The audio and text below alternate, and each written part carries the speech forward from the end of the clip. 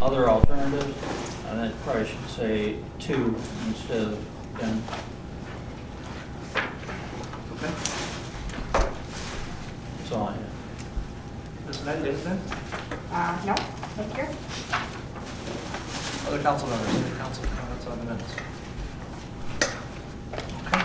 Seeing none, all those in favor of approving the minutes with that minor change, signify by saying aye. Aye. Those opposed? Thank you, great. We have Michael Cloak, sorry, from Meter Investments here today. My apologies. Good evening. Good evening. Everybody hear me okay? Absolutely. Fantastic. Okay, as I said, my name is Michael Cloak. I'm your representative from Meter Investment Advisory. And part of the service that we provide as your investment advisor is a quarterly economic update.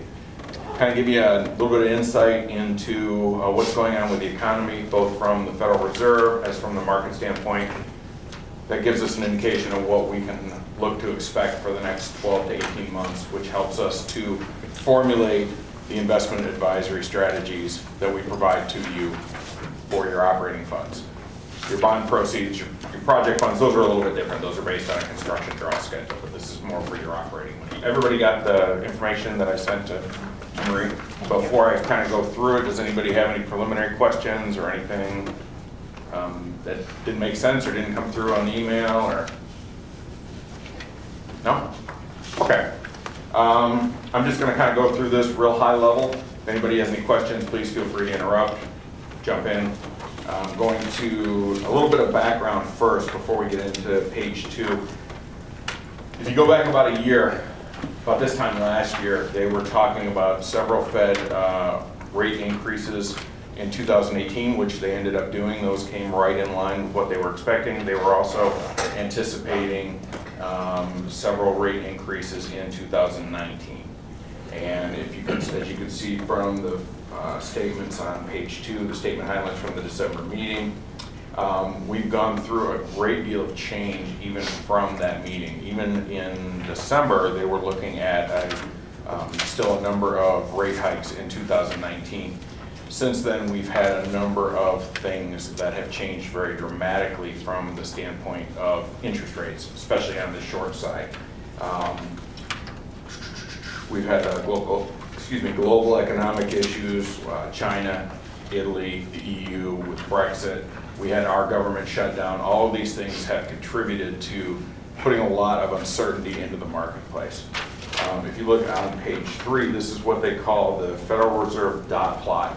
That shows the projection of the 12 voting members on the Open Market Committee where they feel interest rates will be at the end of the year each time, 2019, 2020, 21, and so forth.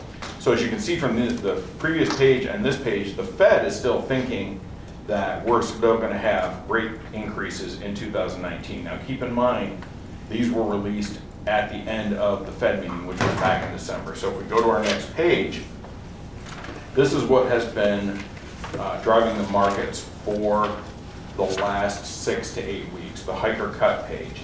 Our first graph was still showing the market. This is a reflection of the markets rather than a reflection of the Fed. In 2000, at the end of November, they were still showing at least one rate hike, 68%.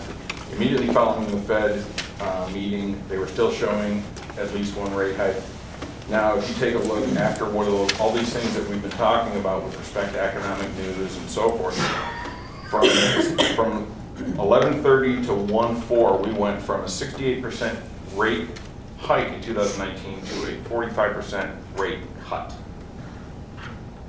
So the Fed president said in a recent statement that it's very likely that the next Fed activity that takes place, now that could be 3 months, 6 months, 9 months, a year, will more than likely be a cut. So, May I ask a question? of course, Is that a cut in the interest rates? yes. Okay, that's what I thought. Thank you. The rest of these pages are just kind of background information on how we derive our financial information. The yield curve comparison shows movement in the yield curve over the periods in question. As you can see, from November 2018 to December 2018, there was a huge increase in short-term rates, but not a large one on the longer side. Meaning that you're now getting a lot more in interest on the short side, but longer-term rates such as mortgages and things like that, they haven't moved all of that much. And then there's that little spike that you can see between November 18 and December 18, where there's actually been a great deal of volatility, again, on the short side. What all of this is doing is it's saying, we're not sure. Anytime you get a conflict between the Federal Reserve and the marketplace as to what the future holds, that's where this type of uncertainty, that's where this type of lack of confidence in the market comes into play. We've got a 5-year breakdown on inflation. That's the inflation expectations. They've dropped dramatically. They've caused the longer term rates to drop. Basically, the 2% line that you see there on your sheet, that's what the Fed expects on just a standard 2% inflationary rate. That's kind of their target goal. So if it goes above that, that indicates that there might be time for a rate cut, or excuse me, a rate hike. If it goes below it, a rate cut, because that's the primary tool of the Fed, is to fight inflation. So all of these things are pointing to an indication that things have changed dramatically. If anybody watches any of the financial news, that's all they seem to be talking about. Not necessarily when is the next recession, if we're having a recession, but when is the next recession coming. So that's changed very dramatically from even 6 months ago when there was all kind of confidence in the economy and so forth. So what does this mean for you?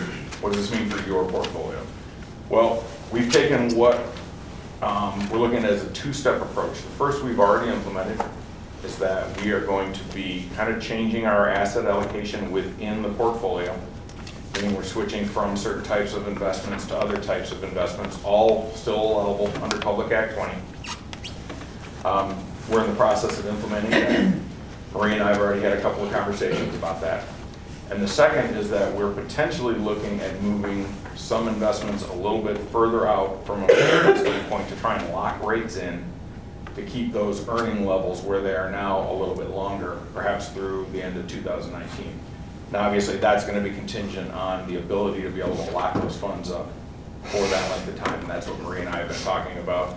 We're planning on having another conversation in the next, we spoke this afternoon, and we're going to talk again in the next week or two. She feels by that time she'd have a better idea as to how much more we could be able to potentially lock up and lock those interest rates in for you to continue that earnings rate. Okay?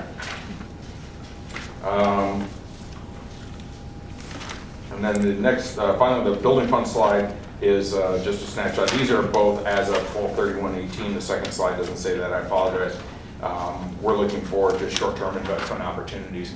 When you're dealing with building funds, you have to be a little bit more cautious with respect to locking money up for any extended period of time past the original projected expenditure amount.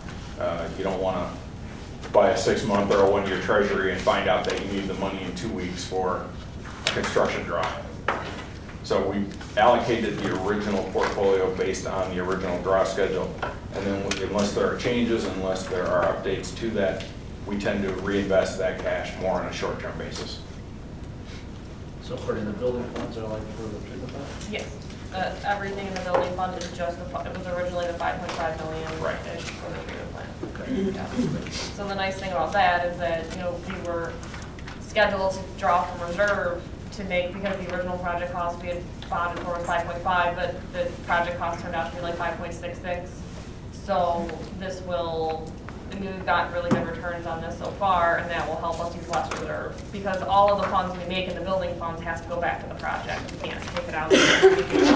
But it actually worked out perfectly because we needed the extra cash for the project, so we'll use less reserve. And then operating is a combination of It could be general and DDA anything. and everything like that? Yeah, it could be general fund, there's DDA money, there's water and sewer money. Okay. Yeah, there's no road money, because that's pretty, we use that. Yeah. But I don't think there might be a little bit of road money, but no. Okay. But yeah, the water and sewer tap needs, actually, yeah. No, that's good. I These just are more making sure I questions I have for each report, but for example, as of the end of December, there was 200,000 water funds, 200,000 in sewer funds. that's a special line for the future on Ray's report. You can see what it says, when it says Huntington, that's this. That's where the money is. Questions? Mr. Cousins?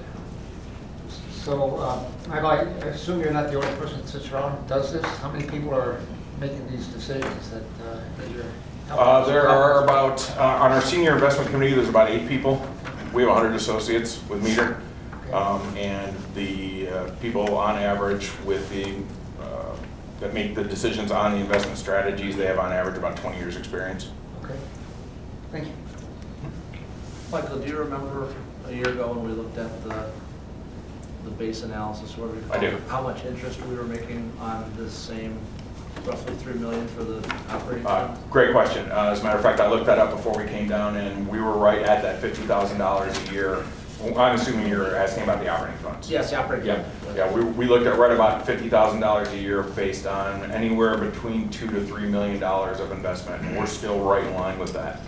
And part of what we're here tonight to go over, as that I've been going over with Maria, is we're looking for ways to extend that earnings throughout successive years without sacrificing your What liquidity. were we making before we Before we came. got you involved? Oh, Was it like around 20 or? Yeah. I think it was less than that, wasn't it? 10, 15, 20, somewhere in there. 12 sounds.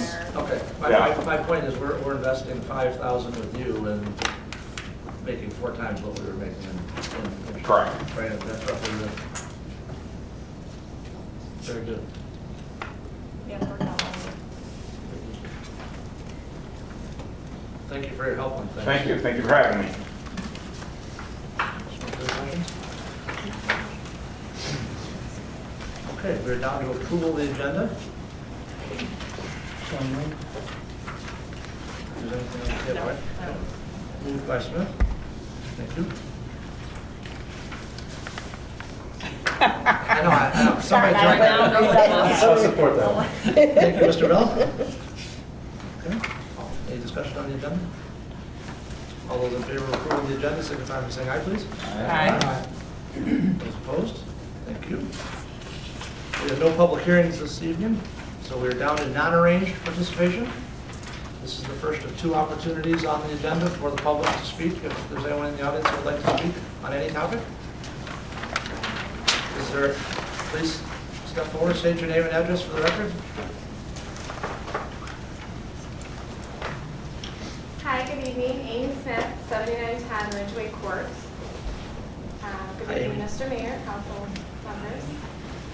I just want to say that I see the agenda today, and I read the memorandums from OHM, and I just want to say that I'm really grateful and looking forward to hearing their presentation on pedestrian safety improvements. And we as citizens are just really grateful and thankful that you're putting the children of Dexter first, and I'm just really looking forward to that. So thank you. You're welcome. Thanks for coming and supporting it.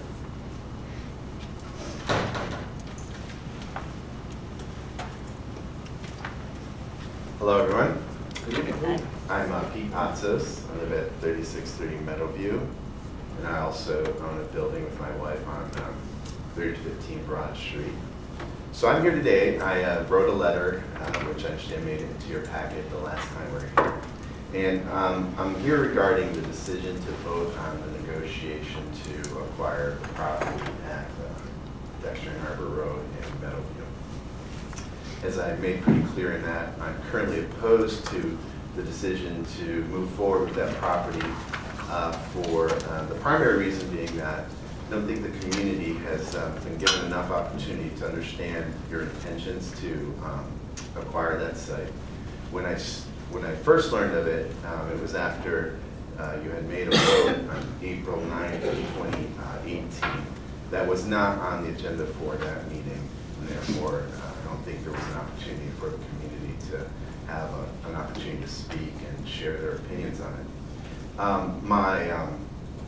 So that's my primary reason is that I don't think that the community is aware of what is happening.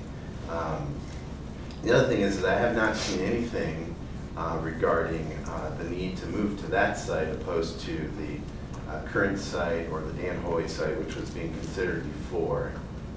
I understand, as I participated in the last public session that you had, that was held at the library, that was publicized. There was plenty of folks in the community that were there. And there were lots of reasons as to why that site would work or not work, and all the different options that were considered.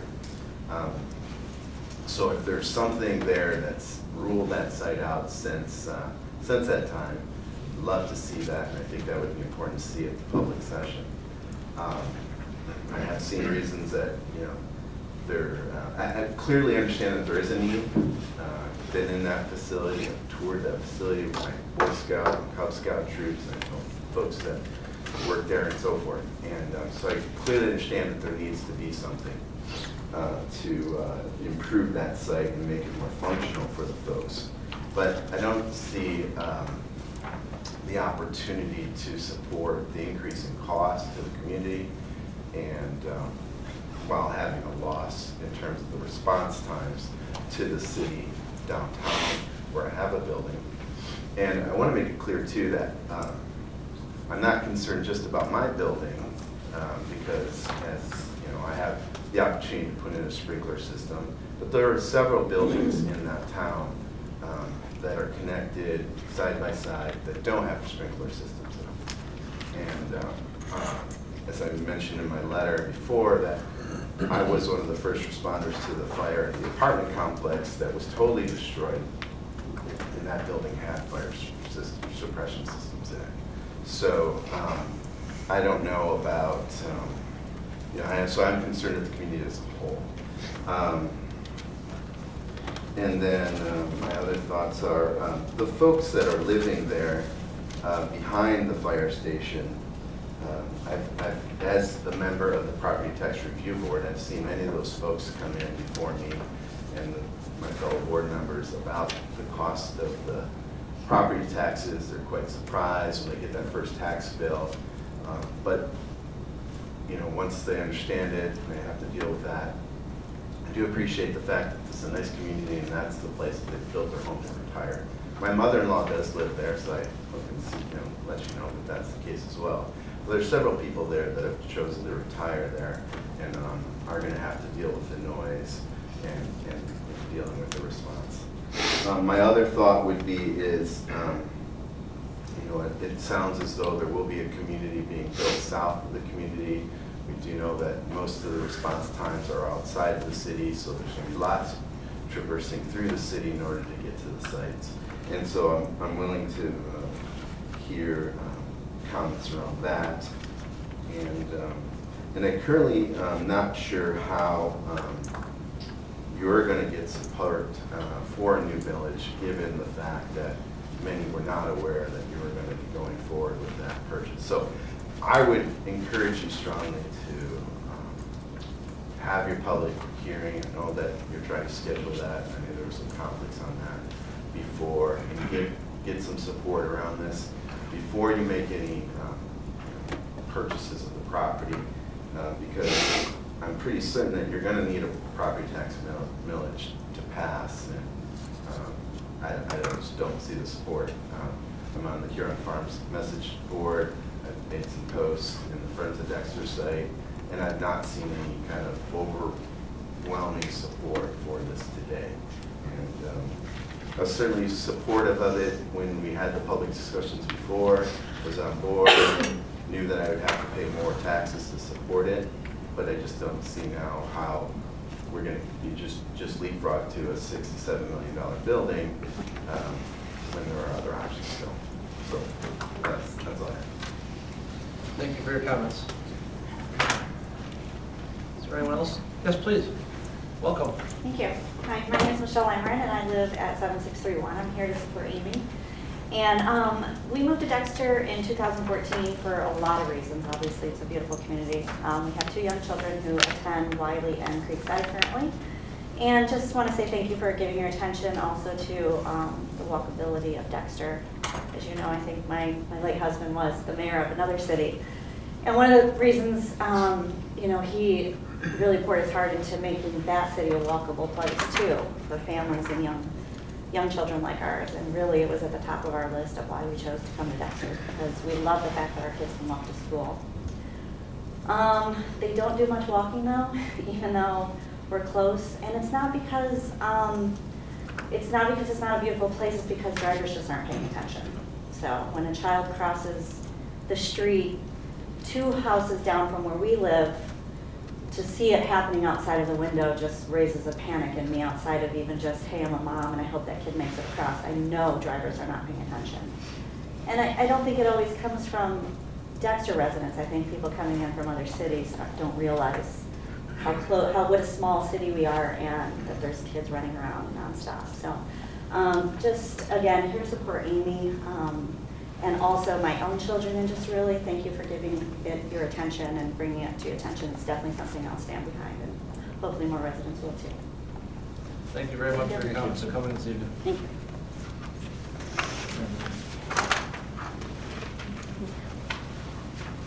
Okay, anyone else in the audience this evening? Okay, thank you for those comments. We'll move on to item H, which is our communications section of the agenda. We have our upcoming meeting list and sign calendar. Are there any comments from council or staff on those 2 communications? Okay, seeing none, our first report this evening will be from our Public Services Superintendent. Good evening, Dan. Good evening, Council. I provided you with a 2-week report, and I have a couple verbal updates I'd like to start with. The last day and a half, I think you're all aware of the severe windstorms we've been having. We just got back full power to everything. The 5th well just got restored power around 5 is when I got a phone call. We also had a street light out up on Broad Main. It went out a couple times, first thing in the morning around 4 o'clock, right before the big basketball game. It came back on, I think, for most of us. So I think we fared fairly well. I know there was quite a few people without power for a long time. Also, at the 5th well last week, our operators noticed we had a small drip from the main line that comes out and feeds the system. We're going to try to get a quote on that tomorrow. What makes it a little bit different is where our injectors inject the chlorine and fluorine, or fluoride, I should say. So we're going to hire somebody to come in and possibly replace that with plastic, but I'll be bringing that forward as we get more information on that. Sean, we were down at the wastewater treatment plant, and you had a question about some of the insulation we had in the pipes. Almost 2 years ago, and I forgot about it, we went through, we hired a company from Brighton. They came through and did cores on all of that, and there's no asbestos. Okay, great. That's all my verbal updates. Is there any questions on my report? Dan, how much do you have an anticipated range for the leak repair, or do you think it's small? It's Is it something you well, what just makes it a little authorize? bit different is the pipe's 32 inches long. It's made out of ductile iron. If it's what I suspect with the fluoride there, I'm not sure if it passed on to the other joint. If it's just that 32-inch piece, I'm going to have the contractor quote it with putting the 2 corks back in where the injection's going and replace that with plastic. So I'm going to have them quote us the 32 inches with the 2 injectors, and then it's kind of, we're going to have to take it apart to really look at it. And maybe I'm wrong too. Maybe it's just a gasket leaking right there. But we'll know more tomorrow. Okay. Council questions for Ms. Knight? Did we have any major trees that came down in the city? No, surprisingly not. We had some limbs. We're going to have some brush to chip, but we fared fairly well. I mean, I drove around a couple of times myself. That wind was really, It was. we were very fortunate this time. And also with that 5th well going, I think the high school has power back too. I think, but the 5th well and the high school run together, so I haven't confirmed that.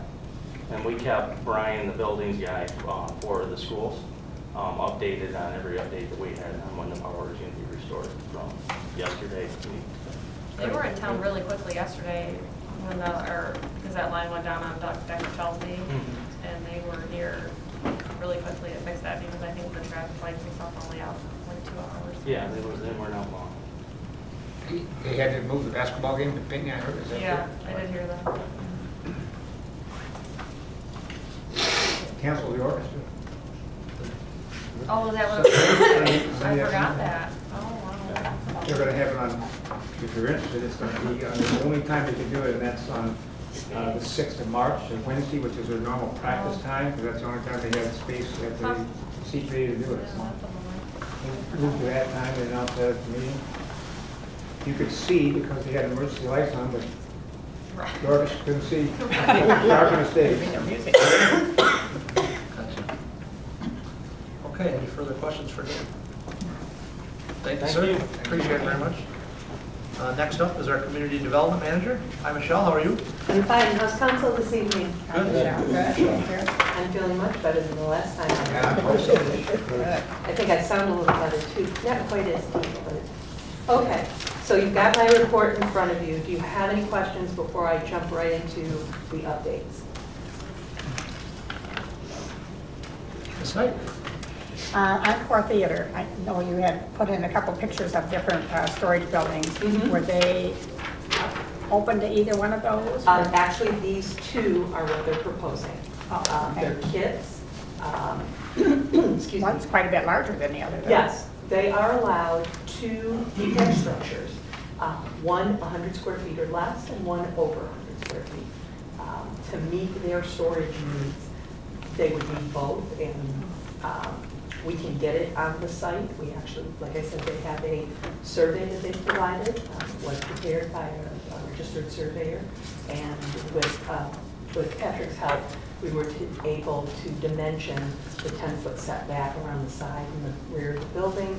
We were able to dimension the 3-foot setback from the property lines, an area where, excuse me, screening, fencing may be necessary or needed, but if everyone is okay with this, I'd like to be able to move this forward. I think it meets the zoning ordinance, and we'll leave the screening portion to determine later, because there's not a lot of property that is theirs to put it on, which means it's city property. And do we really want to get into maintaining a fence or live landscaping, excuse me, or even enter into or come up with an agreement with Encore so that they do it?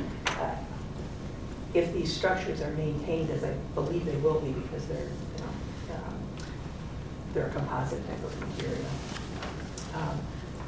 It's not like they're going to, there'll be an improvement to what it looks like now, let's just put it that way. So unless there are any real objections, I'd like to be able to approve this and get it off my plate and let them take a look on it. Did anybody have any issues with the buildings that they proposed? They have to do anything as far as drainage? No, it won't impact the drainage because it doesn't create any more impervious surface than what's already there. They do have to be able to identify how they're securing it, the two structures. So that's something I still need them to do. But we can also work through the building department because that'll be one of their requirements before they approve the permit. When you say securing, do you, Please. when you say securing, do you mean securing the contents to prevent theft, or do you mean securing them to the The pavement? structure, so that when we have another big Yeah. wind, like we That was had my all question. I weekend. mean, Yes. usually these things, They're secure. and the existing pavement is adequate to sustain that kind of and that's what we'll fastening. find out. Yeah, All right. okay. And this is an administrative approval? It's an administrative, yes. But being that there was a site plan review committee to look at that initial request for the shipping containers, I wanted to make sure that the committee was comfortable with the alternative direction that we ended up going. Okay? Thank you, I appreciate that. Anything else? Go ahead, Scott. And are these expected to be permanent structures as far as the Encore Theater is concerned? As far as the Encore Theater is concerned, yes. They won't be a temporary like a shipping container would be. But I mean, they have no future plans for a more permanent? Well, they have desires for a more expanded footprint. They don't have the financial Oh, I understand the capacity to do financial that right now. aspect of it, but- So, yeah. This provides them at least in the near future, for some years to come, a way to store their stuff. Michelle, I'd like to switch topics for a second to the 2865 Baker Road. Really good job by you and staff on working through this process. I don't know if anybody's had a chance to go out and see what it looks like where there used to be an old dilapidated house and a vegetative overgrown piece of property and an unused eyesore. But it's remarkable, the change. And you did a great job working through that. Thank you, much appreciated. So, thank you. It's interesting that you bring that up because I happen to be doing some Google map searching today, and based on what I was doing, came down Grand Street where it curves for Broad. Well, Google Maps hasn't updated the photos at street level since we've taken down the DAPCO site and since Mr. Darnell redeveloped his building. So you've got that old dilapidated building pre-Don Darnell's improvements, huge, what would you call those? Spoil piles of whatever they were. And then you've got the DAPCO building on this side. And to look down Broad Street, even though it's not completely done, what a dramatic change. So, you know, kudos to the DDA and kudos to City Council because it's just amazing. So, for my updates, I'm trading phone calls with Mr. Jeffries. Originally, remember, he was hoping to be able to do a small craft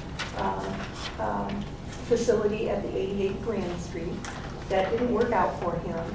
He's now looking at another place in the city, and we're just trading phone calls, trying to get together to find out, one, the location, and two, what he's going to need to do if this is really something he wants to move forward on. The second thing is I have a meeting tomorrow with A.R. Brower, Allison specifically, to talk about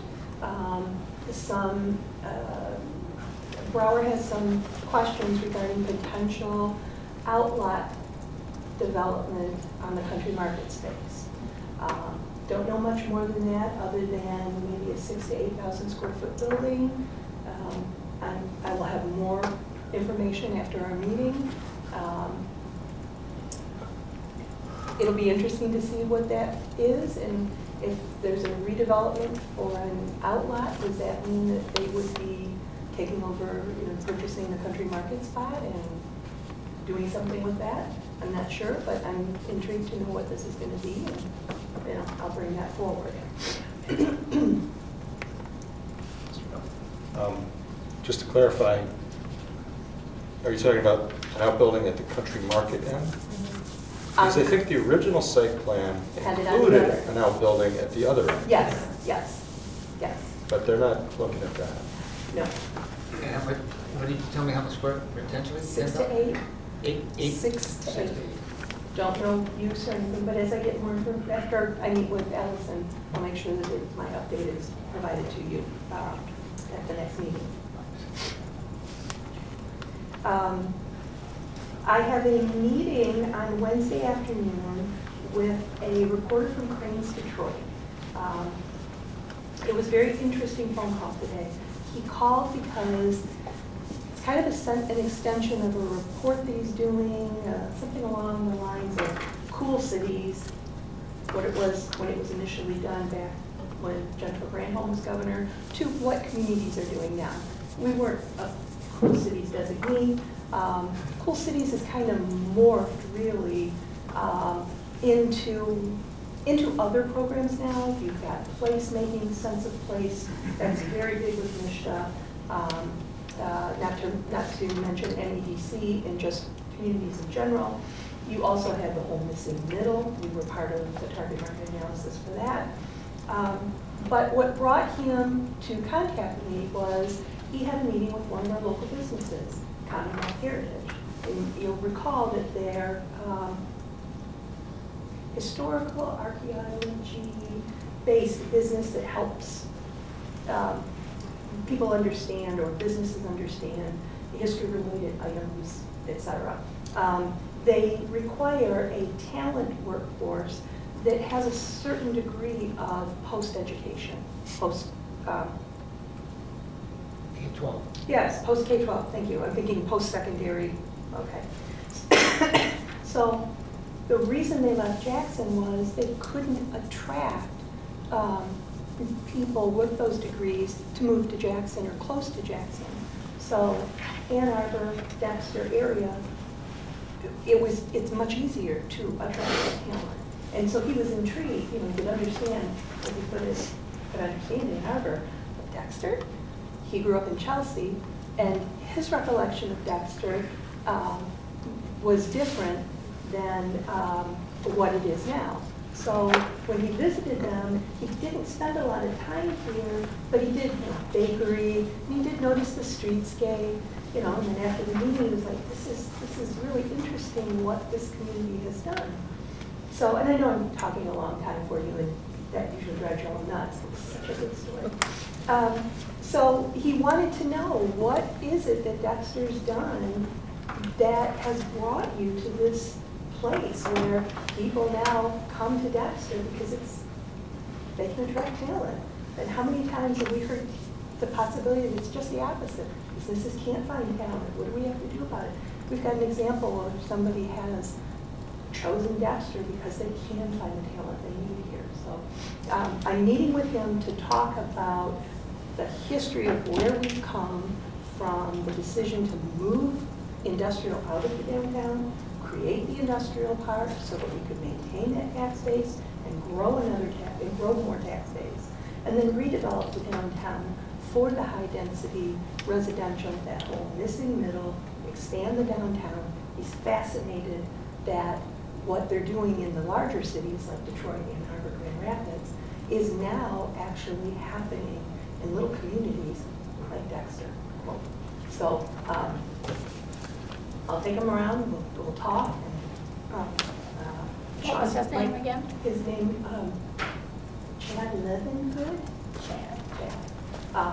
Sean might join us, but I think it's going to be a cool thing.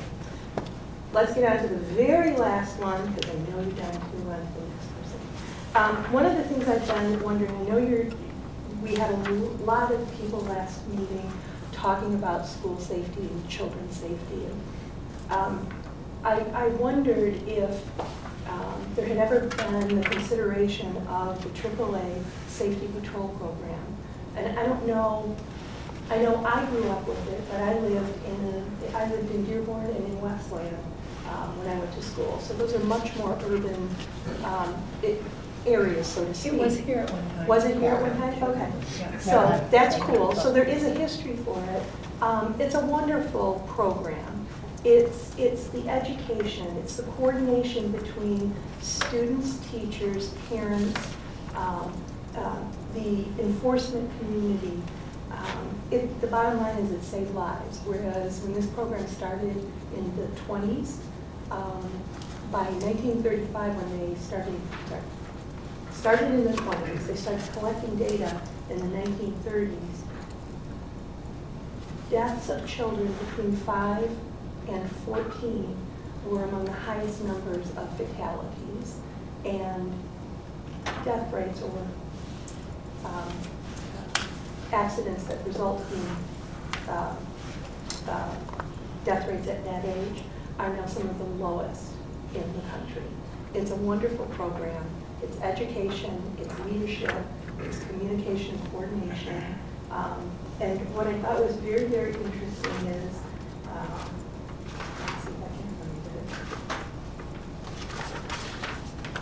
it, that through this program, because of that whole leadership aspect and that mentoring students do with each other, there are 2 U.S. presidents that were safety patrol members. There are a slew of governors. There's a senator. 6 current and former Supreme Court justices have been safety patrol. Astronauts, Olympic gold medalists, Nobel Prize winners, celebrities. And Julie and Donna. And Julie, Alana, and Zach, and you joined that list, and I was a safety patrol person too. I can say that in the year that my school did it, and this is going to age me, not that you don't know that, we were some of the first girls on safety patrol when I was a kid. Because it was an all-boys safety patrol when we first started. Mr. Smith? There is some form of that going on. Because I know the 5th and 6th graders Mhm. do something like that. 'Cause Okay. They have the belts and everything? they have the belt, but I don't know whether it's connected with AAA anymore. It is? They have it at Wiley, the 3rd and 4th building, and the 5th and 6th building, but it's pretty much on school property. You Mhm. know, they hold the doors and. Okay, little but they don't do the boxes crossing? along, Not at the street. Okay. Okay. So maybe it's something to think about. And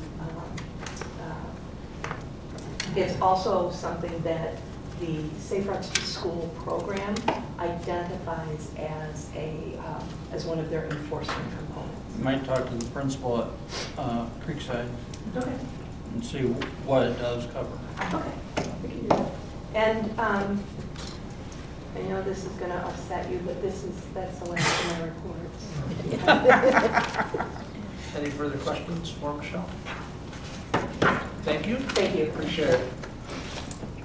I think we are down to city manager report. Oh, I'm sorry, Paul. I just a question.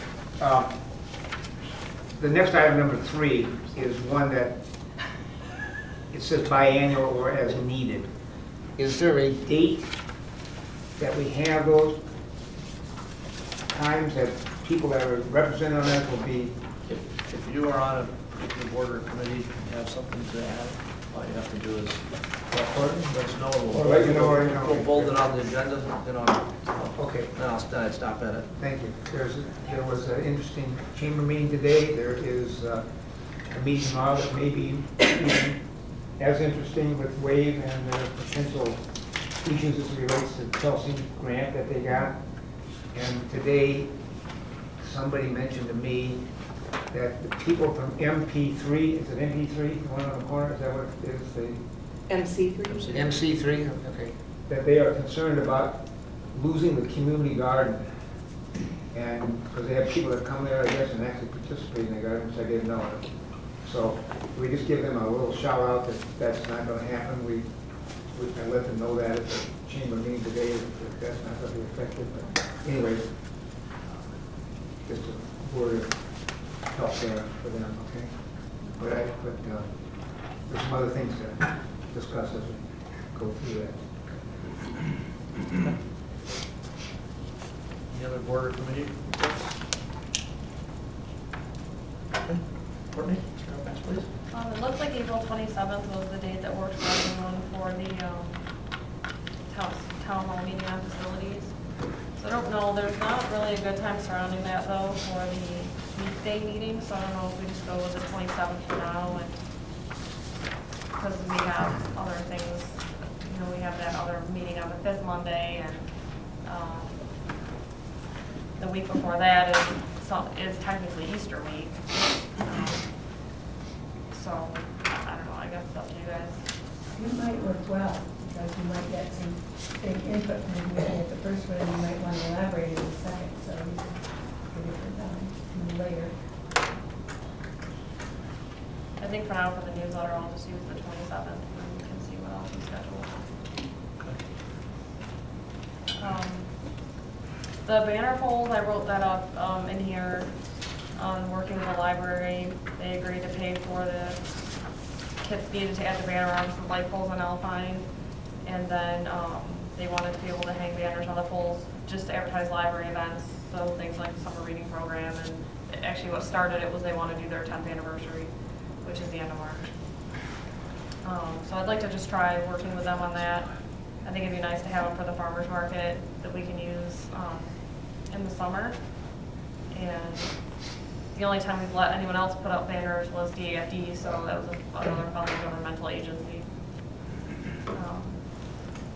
And I would just have Paul, let me know what he was going to be doing. So does that sense, it says would state that only banners that could be hung are for library events? That's not totally true, that we're able to use it for farmers market then, right? Right, the library physically would hang their own for the library events. And then we would work out if we were gonna But use if their you shared poles use for. of the poles. Right, right. And then if we were hanging up farmers market stuff, we would hang those.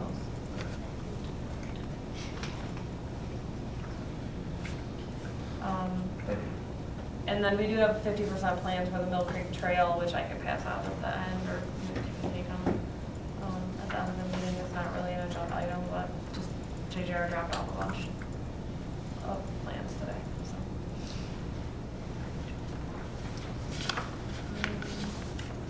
Kurt, I have a quick question on the consent agenda item with the route change. Oh, Do we always pass out notices wherever the route goes? we don't. The applicant does. Okay, so they do They that for send like. postcards. They do it for the holiday hustle too? Yeah, they send For everybody? postcards, yeah. Okay, I wasn't aware of that. Dexter Crossing did want the entire sub, which is a lot, but I think it'll be fine.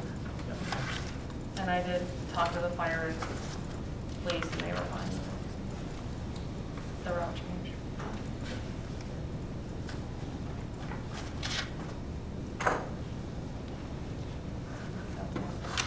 That's all? Any questions for Cory?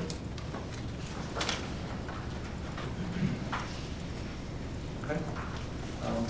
Move on to my report. I wanted to thank council for a very good, I thought, first goal-setting session that we had this past Saturday. I have to tell you, it was enjoyable. We talked about a lot of good stuff. There's a lot going on in this town. And we didn't touch on facilities.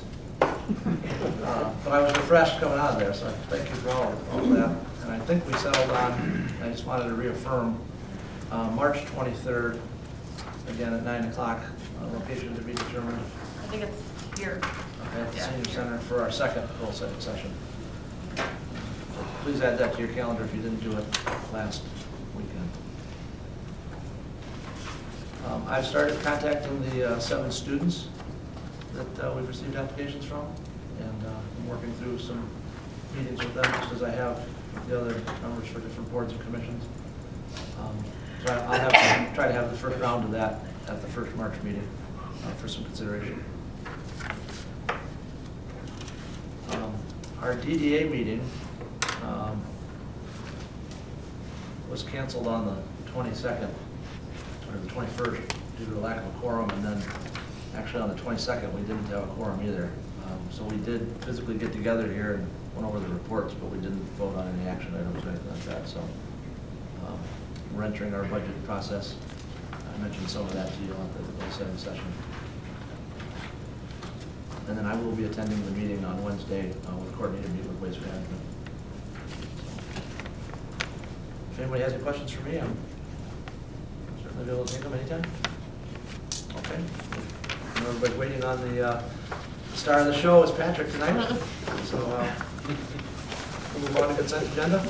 I move to approve the two items on the consent agenda, bills and payroll amount of $299,616.41, and the change in route for the Valley Pumpkin Run on Saturday, April 14th. Motion by Fisher. Second by Smith. Thank you both. All those in favor of approving the 2 items on consent agenda signify by saying aye, please. Aye. Those opposed? Thank you. We have no old business to discuss, so we're down to new business, item L1, which is discussion of pedestrian safety improvements.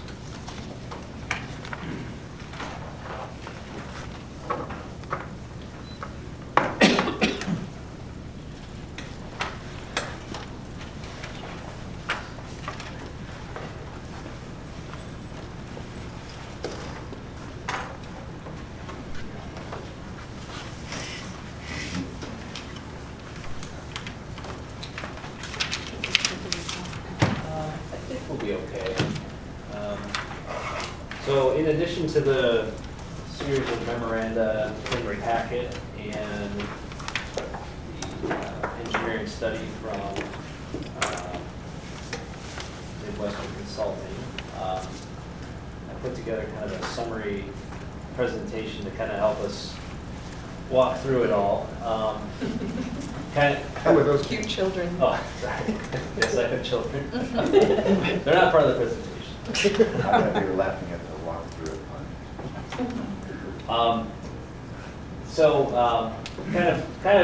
To give a little summary of where we've been over the last 6 months. So this all stems from, at least the study stems from the feedback that we received from the Dexter Schools improvements that were started really back in November of last year, or actually 2017 is when the bond passed and Dexter Schools began advancing some of its ideas to improve their facilities, and as part of that, there was obviously impacts to the surrounding roadway infrastructure. And so, as a result of that, with any improvement, we look at the adequacy of the infrastructure, and if there's any changes that are necessary, what those are. Up front, that really was mostly on roads, but we knew that the pedestrian issue was going to be something that was going to also be part of this. So, to kind of walk through what's in your packet today, and let's see if I can get this to work here.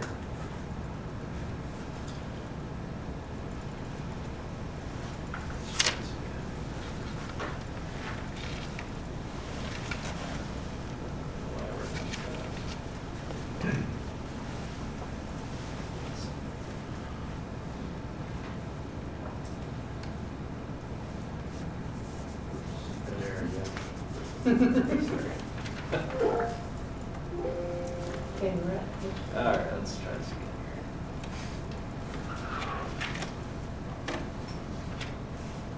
here. There we go. Okay. So what we'll do is kind of go over some of the analysis that we've been working over with that last 6 months of effort, and then we're also going to talk about some additional perspectives that we looked at relative to some other methodologies in place that are a little different than what we've seen at this table before in the past.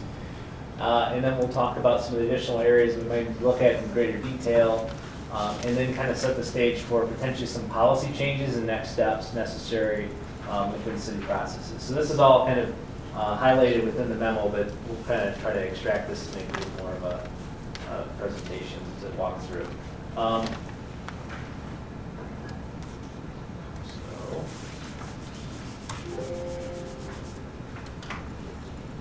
What our trigger is here.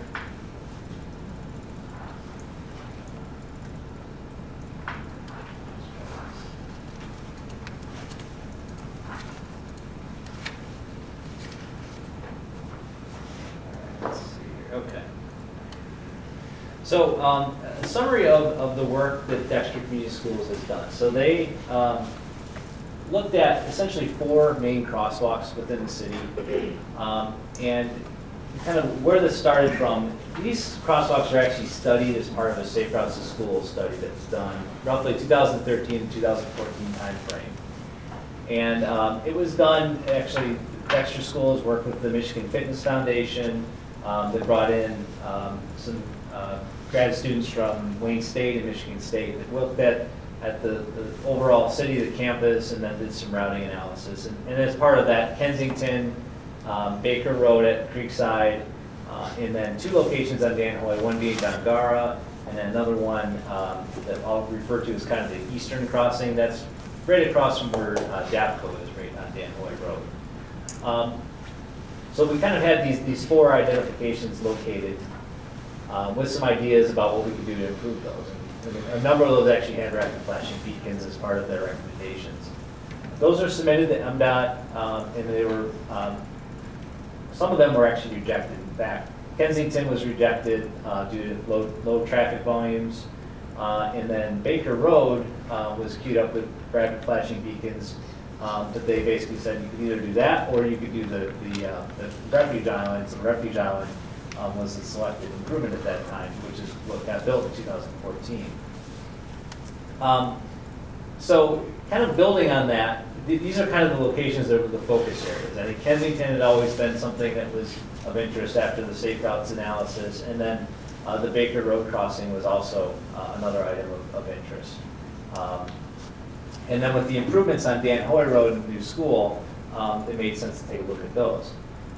So we received a study by Midwestern Consulting, and really over the last 6 months or so, There's been admittedly a little bit of a back and forth between the school's engineering consultants and then OHM's traffic team about the methodology. And so as you know at the council table, when you see a traffic control request come to the council, that's typically done with a warrant analysis where we will go out and get real data on the geometry of the roadway intersection, traffic volume, speeds, and then we'll compare that to current guidance documentation, which in most cases is the Michigan Manual for Uniform Traffic Control Devices.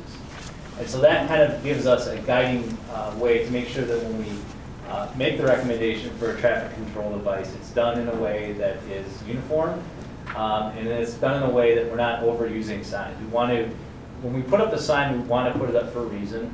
It should compel drivers to pay attention to it. It should invoke some sort of behavior.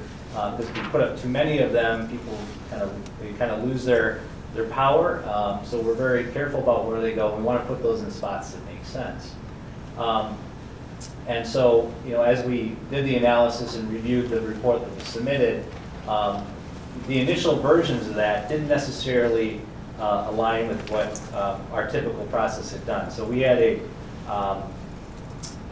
way that we had done these reviews for rapid flashing beacons that was basically based on some MDOT guidance that was provided to us first from the Safe Routes to School analysis, and then we kind of kept going with that as other applications came in.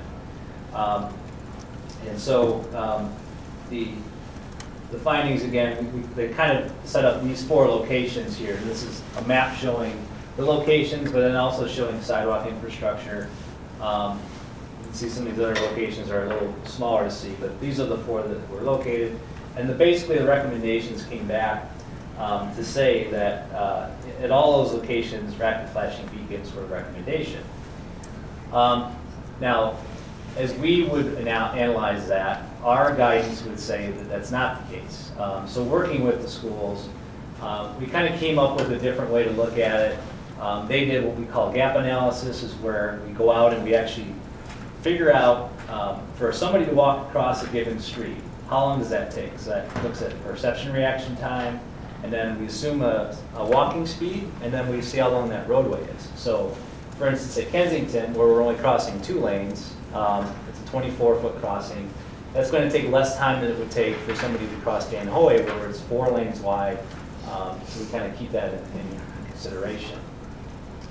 And so then what we do then, and in fact, Midwestern Consulting did, is they went out and they took video of all these crossings, and they determined what actual gaps were. So they would look, and then they would see the car would hit a crosswalk, and then there would be a gap.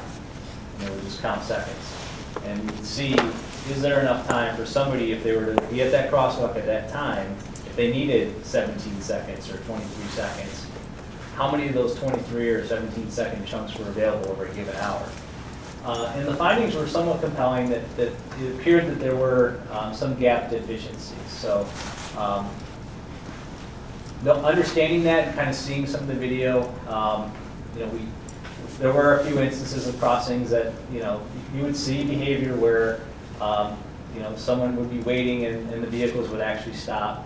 So they were, in fact, creating some gaps, but if you were to look just at the numbers, they weren't necessarily there.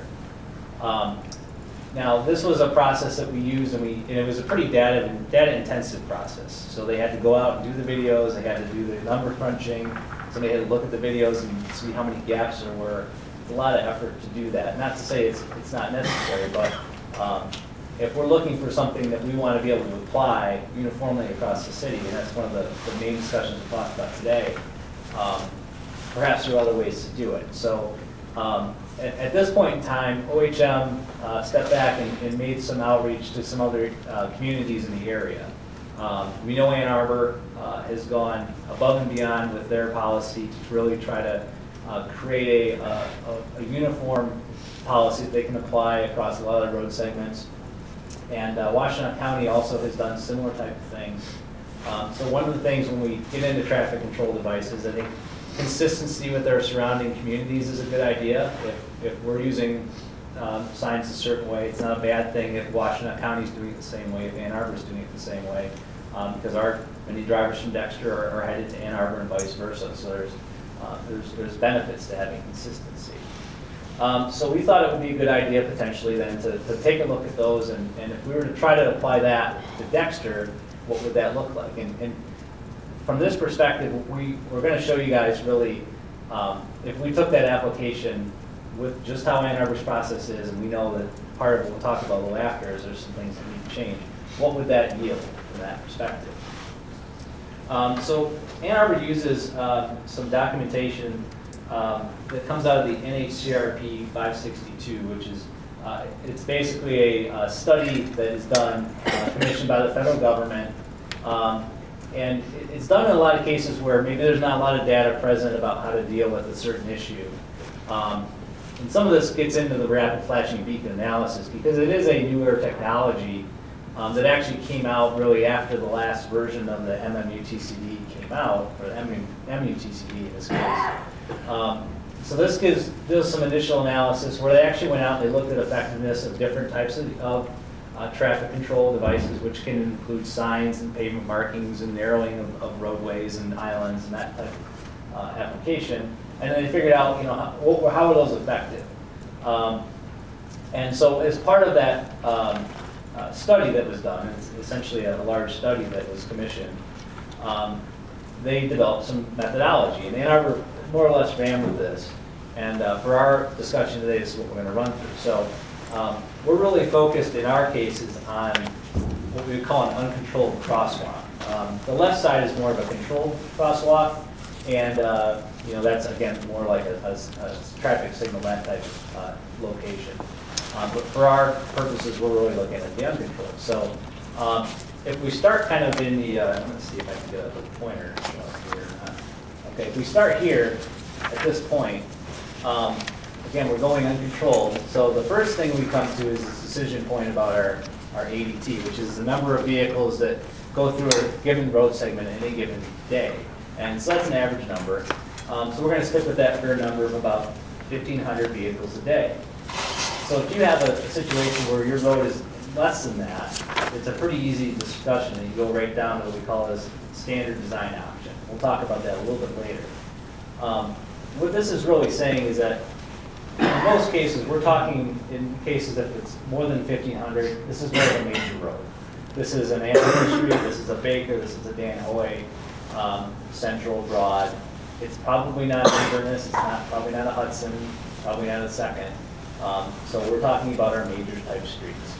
So we go over here, and then within this methodology, this is, again, that NCHRP, we have more criteria that we can look at. Under the MDOT criteria that we had been previously looking at, is largely reflective of how long of a crossing do you have, what are the speeds of the roadway, how many pedestrians do you have during peak hour, and that was really kind of the driving principles. It didn't necessarily look too much at crash history in a specific way, and we'll talk a little bit later. It really didn't also give too much input to driver behavior and also classification of the roadway, and then whether it's a particular crosswalk where we expect to find students or walking students. So then, again, going through this particular process, we fall down here. There's a worksheet that's a fairly simple document. We enter the data in, and it basically gives us kind of three conditions: the standard design option, the standard plus design option, and then the high-risk design option. So what do those three options look like? So we'll go here. If we look at this particular item, I'll try to work it here to show you what we're thinking. So coming out of that analysis, we again have our design option. We're going to look also at the classification of the roadway. So say, for instance, we're looking at analysis where it says that we're to apply a standard design option on Ann Arbor Street. So we know Ann Arbor Street, in our case, is a arterial roadway. To give you a little quick rundown of roads, Ann Arbor Street and Baker Road are arterials. Collector roads is Main Street, Broad, and Central. Dan Hoy is a local road. We'll talk about that a little later. It has some significant implications to what we're talking about. So say, for instance, we had, again, our findings were we had a standard plus on Ann Arbor Street. That would put us somewhere in this middle area here. And what that's basically saying is we could do kind of any of these type of applications. Pedestrian warning signs, school warning signs, bright sides, which is basically you have a signpost, but then instead of just having the steel signpost, you actually put reflective strips either side. And what that does is it provides, especially at night, much more of a presence as you drive up towards it. And it also has almost a narrowing effect because it kind of widens the signs out a little bit. Other options are pedestrian islands, signs right on the islands, bump outs. So if you think about, for instance, Kensington that has bump outs, many of the other intersections like Inverness, I think Edison also has a bump out at those locations. And then also stop here for pedestrians. And that one, that would require, if you were to try to use that sign, that actually requires a local ordinance because the Michigan driver, the Michigan guidance is actually yield for pedestrian. It doesn't actually say stop. Ann Arbor has a additional ordinance they enacted. So the other nice thing that we liked about this process here is what we show on the bottom. Because if we are on, for instance, a location that's a school route, and say we'll look at Inverness, for instance, that allows us to take it up one level. So it kind of gives a little bit more emphasis if we are expecting school-age children to be using a particular crosswalk. And so in this case, if we expected that, we could say, we could all of a sudden change our treatment from just signs and pavement markings and bump outs to now taking it to enhancement lighting. We could do pedestrian signal, rapid flashing beacon, hybrid beacon, and some of that would come down to kind of the intensity and how many gaps are we actually trying to create, whether we use those various types of things. But it allows that to be an option for us. A quick run of some of those different types of treatments just from around town. A standard type, crosswalk here is there's an unmarked. It's it's at Hudson and 3rd Street. Some of these are intersections, so a standard one at an intersection would look like Dan Hoy and Dan Hoy and Dexter and Arbor. A high-risk implementation, whether it's needed or not. Here's Ryan, the basketball course in the Well House. Here's a standard plus, as I mentioned. This is right at Dan Hoy right now. See, it has the school signs and the enhancement markings. These are kind of go back. So I can highlight these.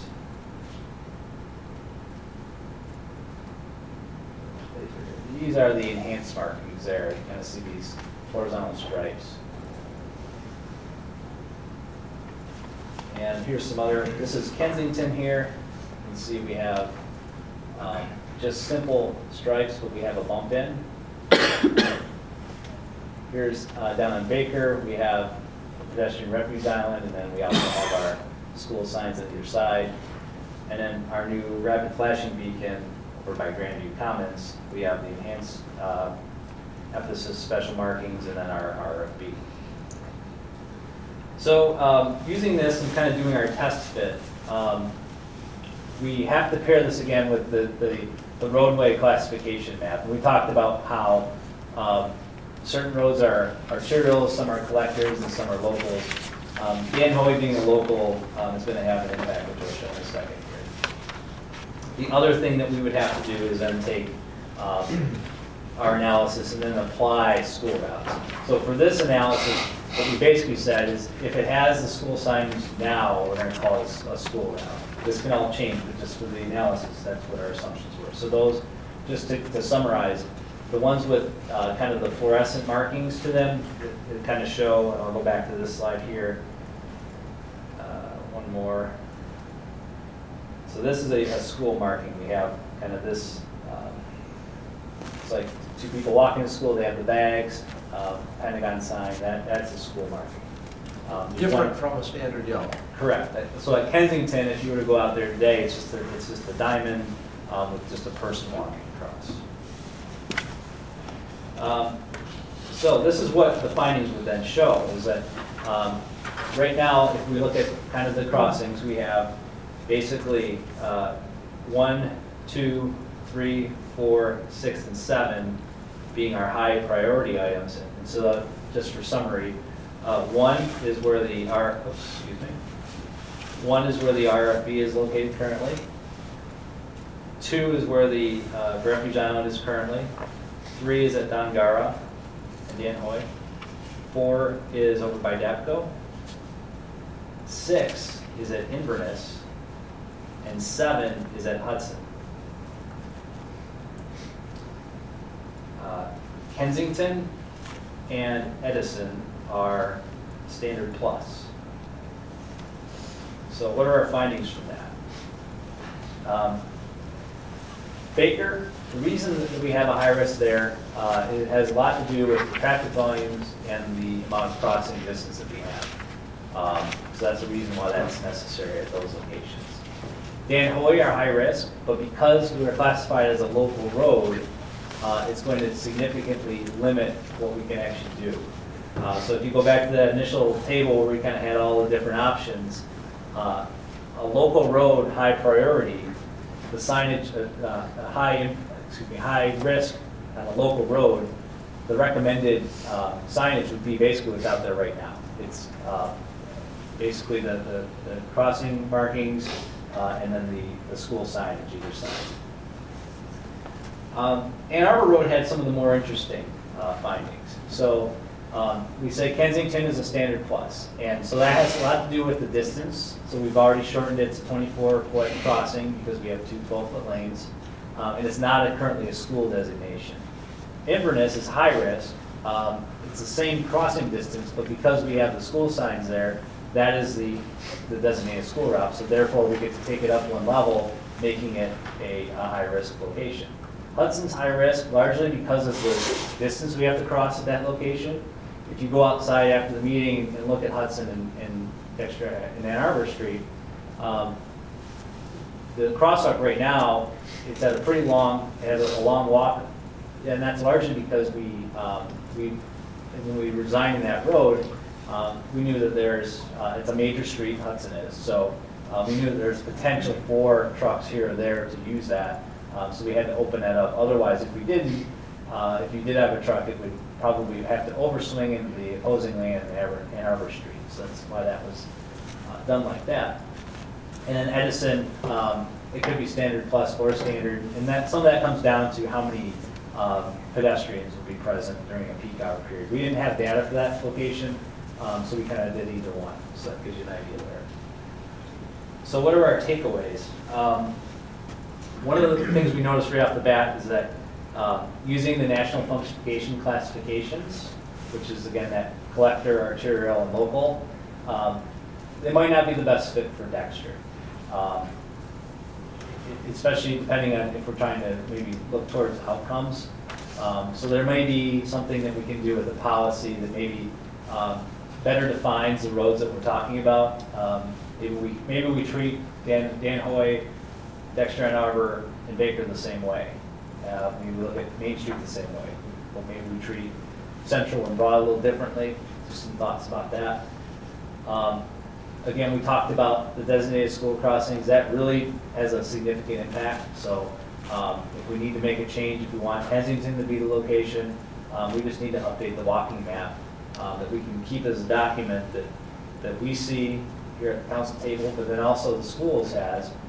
So it's a communication piece that talks about these are the locations where we want the kids to be walking. And one of the big outcomes of all of this is an education campaign where we can kind of share with everyone, walking public, students, administrators, and everyone here in the room today, what the actual corridors are. And then we also talked about having actual count data. So that's something, if you were to truly build all this out, we would actually want real count data at a couple of intersections to complete the data. So there were some other considerations that we kind of came through as we looked at it. So in addition to kind of just that analysis we did with what we call the test fit, we also looked at most of those intersections around kind of that triangle of Dan, Hoy, Baker, and Dexter and Arbor. And we found that there's kind of some inconsistencies with pavement markings, with signs. So if there are improvements to be made down the road, part of making the signs that we put in most effective means making sure the ones that are in place are truly necessary. So there may be, if we emphasize a certain crosswalk, we might have to de-emphasize another one. So there's just some, just want to make sure there's consistency in application and make sure that we kind of are really kind of driving attention to the crosswalks that are important, and then making sure the other ones that are also along any given corridor are treated appropriately relative to signs and pavement markings. Another thing that was pretty obvious as we started to look at it is lighting adequacy. There's a couple photos in here that you'll see. Having well-lit crosswalks really affects the ability to see once they're in the road, but then also on the side of the road. You can almost see in this particular picture here, you can see the shadow line right here. The street is well lit, but the sidewalk is pretty dark.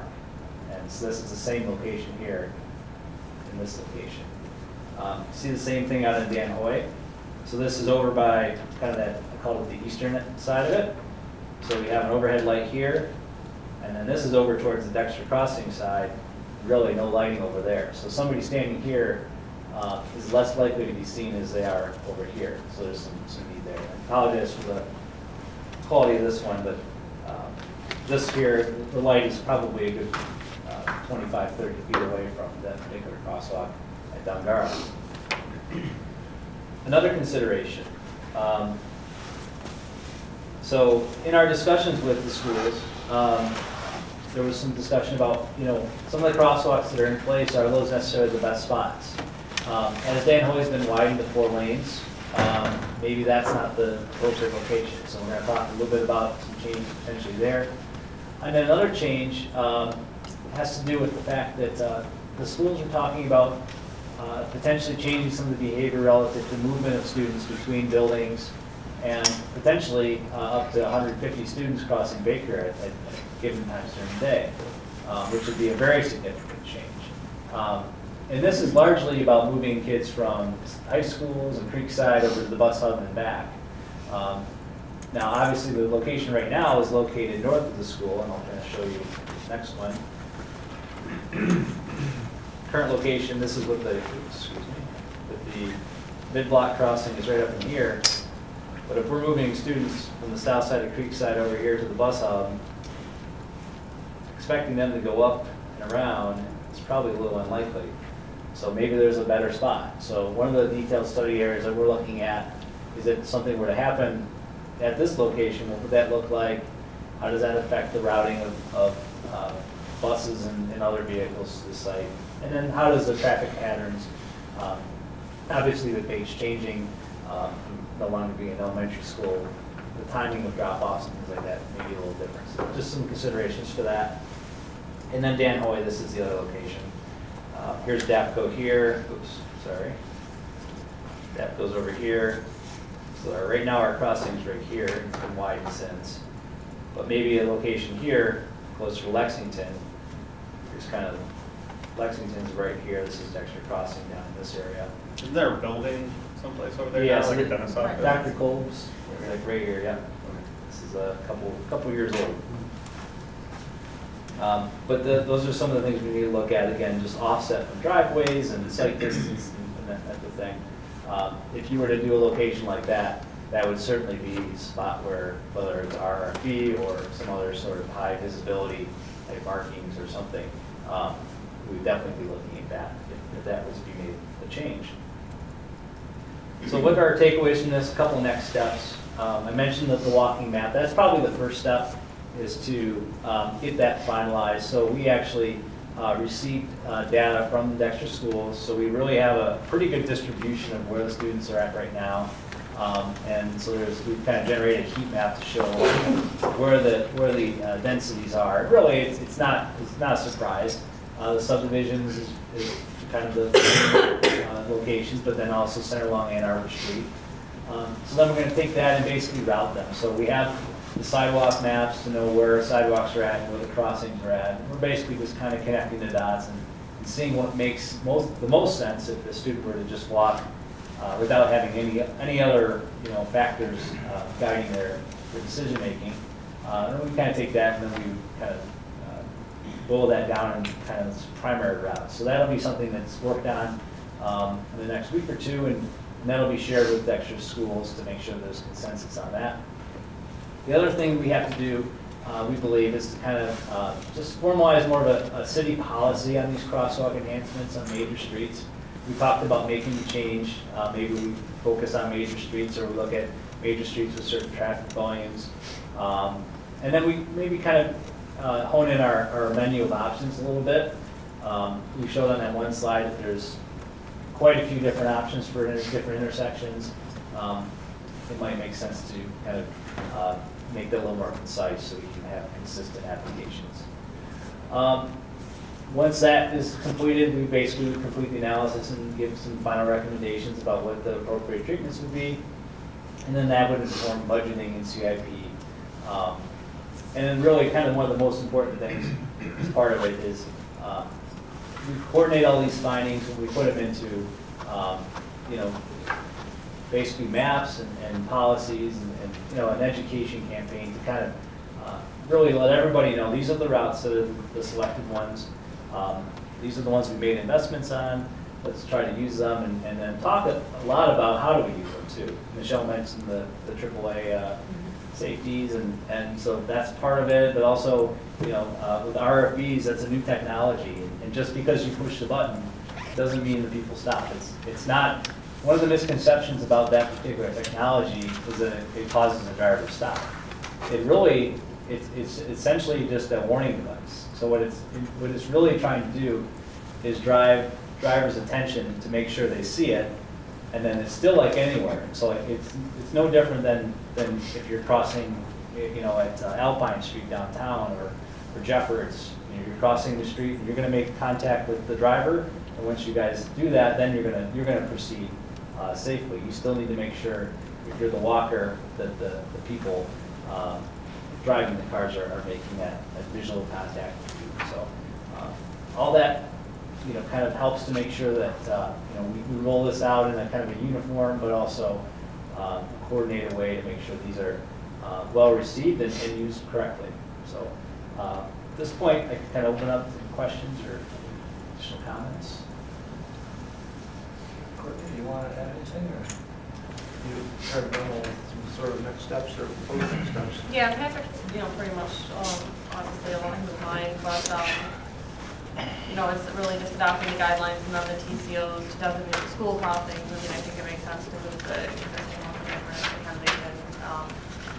And then I go a little bit further than he does with his stopping point as far as the implementation, which can be discussed under this line or the next one as far as future road projects and costs. But I don't think that it will take us long to kind of adopt those Ann Arbor guidelines to here. Like we were talking about, kind of leaning towards doing maybe local streets and then major streets, as in city designated active D1 major streets, not the arterial federal aid eligible streets.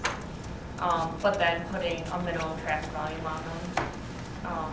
I think that's kind of what we've been floating around as being something that would make sense, because if we do this and add the rapid flashing beacons at these 4 locations, it's that'll be 5 that we have in a 2 square mile area. So we just want to make sure that we're using them in the most appropriate places. And again, having these designated to school crossings is really what gets us to making them high risk. So I don't think that will take a lot of time for us to be able to come back with a policy that can help us consistently apply their use. One thing we haven't talked about too much is, like on Dan Hoy Road, there's a speed limit adjustment during certain times. We don't have that on Baker Road. Well, Danway is 35 that goes to 25, Baker's Right. 30, so. But maybe, you know, 5 miles an hour difference might help with the gaps for crossing. That's something to think about. You know,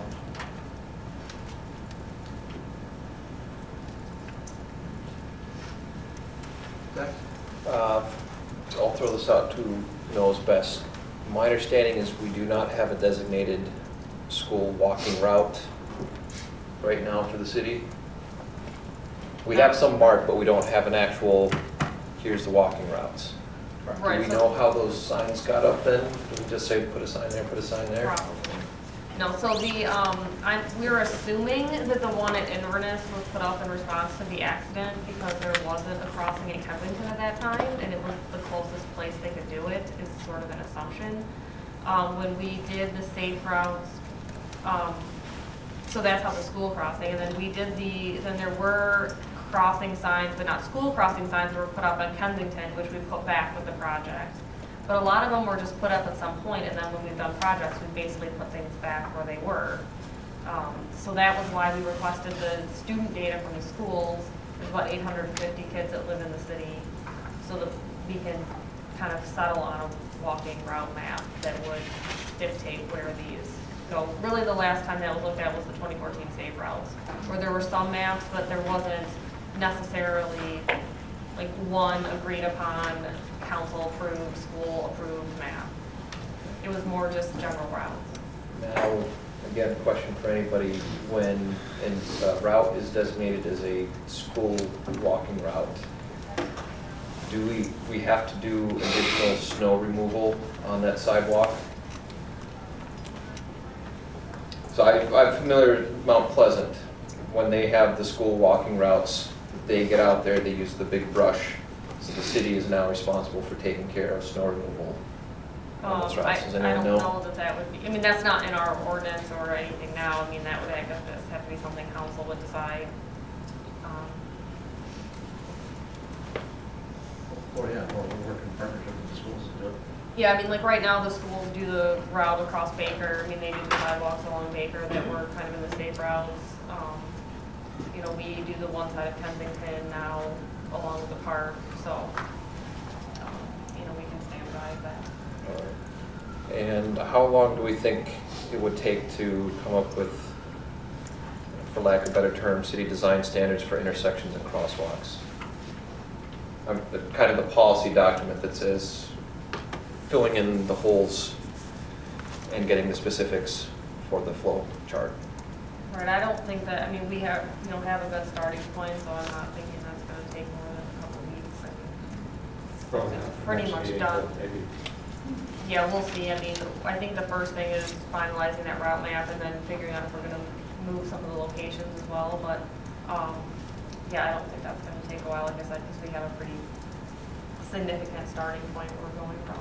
All right, and how long, one big deficiency in what you've done there's a whole bunch there, is there is nothing to the northwest side of town or Baker and Central, and perhaps it's because it's not right next to the schools, which caused this discussion, but I'm pretty sure there are people that walk in those areas too, including school children.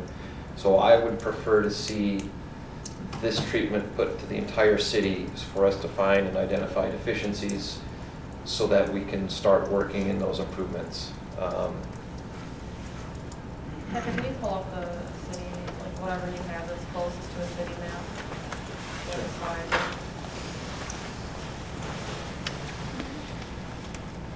Yeah. Maybe even not that, no, can you go to the, yeah, even that one.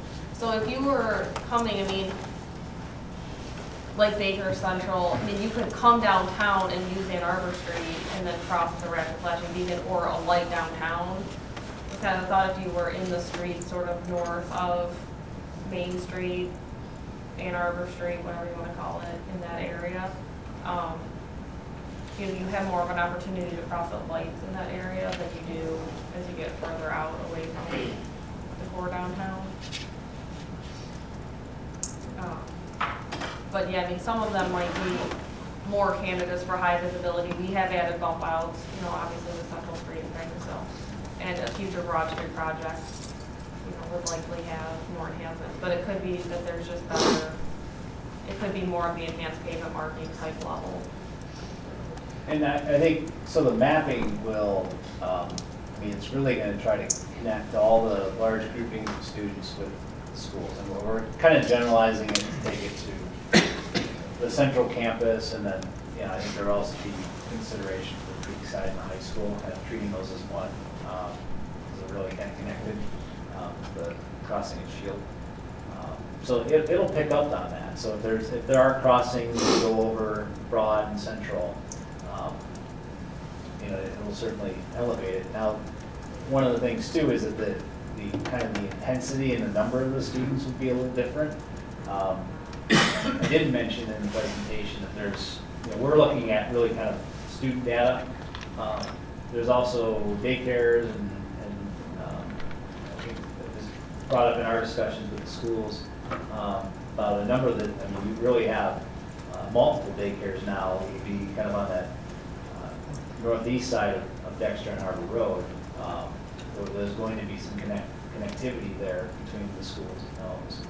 So we got certainly a higher intensity of students crossing in Ann Arbor Street than you might at a Broad or Central.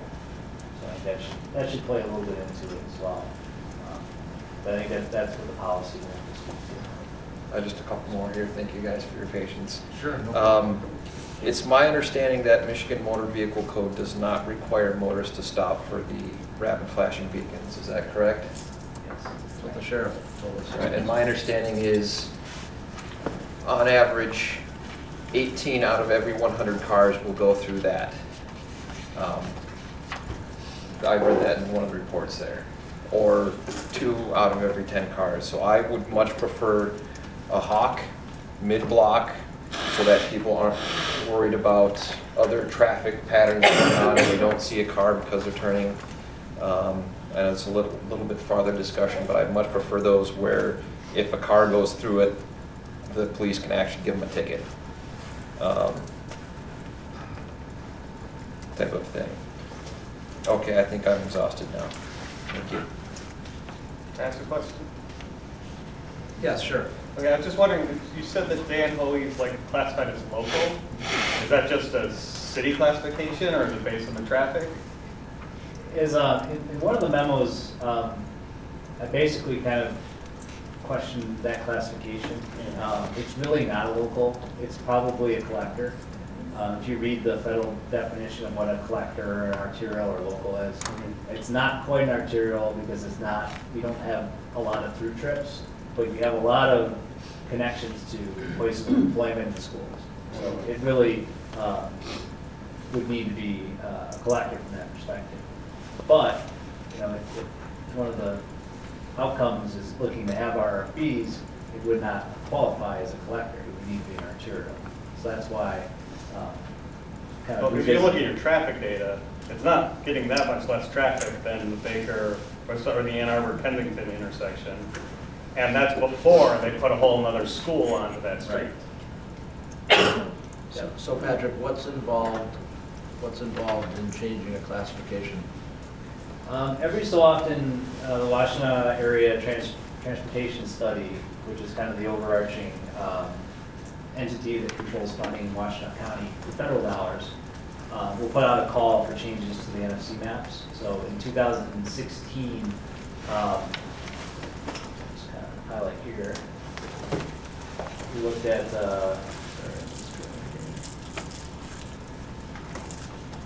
this particular segment of Broad was not, and we added that in.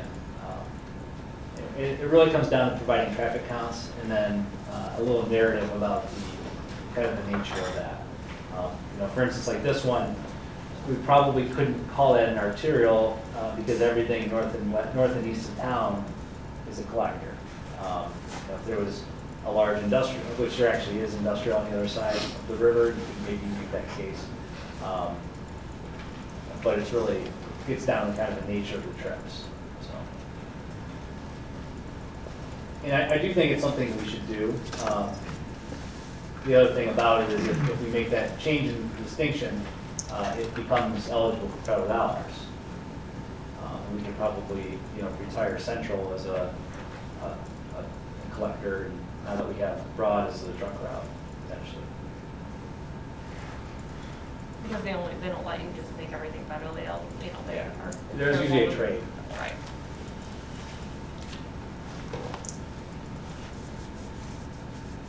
So what do council members think? One of the interactive steps is that on March 12th, we're going to meet again with representatives of the school board and the school team. Courtney, you're thinking that in a couple weeks, we might have a draft of the map? Yeah, I would think that would be That the council first could thing. see at the March 11th meeting, and then we could subsequently share the following day, or obviously in advance with the schools? That's goal number one, is that? Yeah, I think that should definitely not be because we've had the data now for a week or so. And they were just plotting the data where the kids live on our non-motorized transportation map that shows the sidewalks. Scott? So, if I understand correctly, one of the conclusions in Patrick's memo, February 19th memo, was that the Baker Road crossing at Creekside, the Danhoe, Dangara, and Danhoe at Mill Creek appear to be high-risk locations. That's the conclusion. And would warrant the treatment that he's outlined in his presentation. But a couple of those locations have also been floated as possibly being relocated. Is that going to be the subject of the March 12th meeting? Because that would be, I think, prerequisite to walking that. Yeah, so that's actually part of it. So we already talked about that with the schools. Okay. We went over those locations, drew them on that map with them. Good. So that was how it came up. So I think they're looking at that walking map in terms of are those locations best, which, especially the one that's moving the kids from the bus hub, Yeah. that was all driven by our conversation with the schools. So Okay. that will be included. Okay, good. All right. Part of a bigger conversation, as part of this, perhaps you can bring up at the March meeting, and for Ms. Schumacher here to get in her ears too.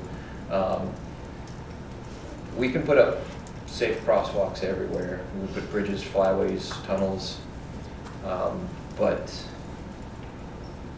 that's not going to fix everything. I would estimate that north of 80% of the drivers in these areas during school times are parents. So there needs to be education there that, hey, it might not be your kid, but it's someone's kid. Maybe wait 30 seconds to get home. There also needs to be an investment and commitment in providing facilities for folks, for example, who might want a bike. When my wife and I hosted exchange students for 2 years, they couldn't ride the bike to the high school because there's nowhere to lock a bike. There's no bike rack there. So also as part of that, we've as a city discussed connecting the trail along Mill Creek all the way out to Shield, which would provide a great access for anyone downtown or in Westridge to get to the high school, but there have been issues about placing that, which, it's not part of the Safe Route School because high schools aren't allowed to be part of that, but it's more than just a couple of crosswalks. It's a whole change in perspective and treatment of it. Good points. Paul? I'm sorry for anything that will make it safer for students. Let's put new sidewalks in, or any of the suggestions here. I'm familiar with the Hawk situation in Ann Arbor in 2 locations that I know of, okay? And I think they are very confusing for drivers. And if we're looking away just to stop them and give them a ticket, that's not what we should be doing. But I've been to one in Ann Arbor, particularly on Huron Street there. Which is a dumb location. And they will still flash red for a long time, and the pedestrian is crossed. There's nowhere in sight or halfway down the block on the other side. And people don't know what to do because it's still flashing red, so they stop and they stay there. And then I see them go through because they don't see anybody in the crosswalk, so they just drive through it. So they're very confusing as to the knowledge of how they operate and all the above. So I'm concerned about just throwing a hawk light in anywhere, okay? I don't think they work as efficiently as they have, but I hope that we can work with the school to get a common agreement that will be satisfactory to both units of government here. That will also be satisfactory to the parents that have kids walk to school or bike to school. And that's the main goal we have. None of us on this council are for an unsafe route to school, period. Because they know that, we know that. And I just got to figure a way out. I think that the school representatives that Courtney and Patrick and I have met with are certainly sharing that same sentiment, Paul. Everybody wants to find the best thing. Whatever we try different from what we have today, it's going to take some education and some learning and some, it's going to take all of us with a uniform or unified message, whatever that is. I agree wholeheartedly with everything that you guys have said tonight in terms of partnering with the schools and keeping it safe for kids, and obviously I'm all for that. But I also do feel like the non-school routes, I guess I would call them, since we live right here on Ann Arbor Street, there's so many events that happen in this city that those, you know, the holiday hustle events that happen here, that this street is lined with people parking and trying to get to events, and those crosswalks outside of school hours are used avidly by residents, families that walk. You know, obviously with kids, we do the walking to school, but outside of just the school, I mean, summertime, you know, this thoroughfare here is a really, really dangerous place to kind of walk across or send your kids, hey, go play at your friend's house across the school, you know, across the street. It's actually, there's no way. But yeah, you know, there's still a lot of events outside of school hours too. But hopefully that becomes a focus as well.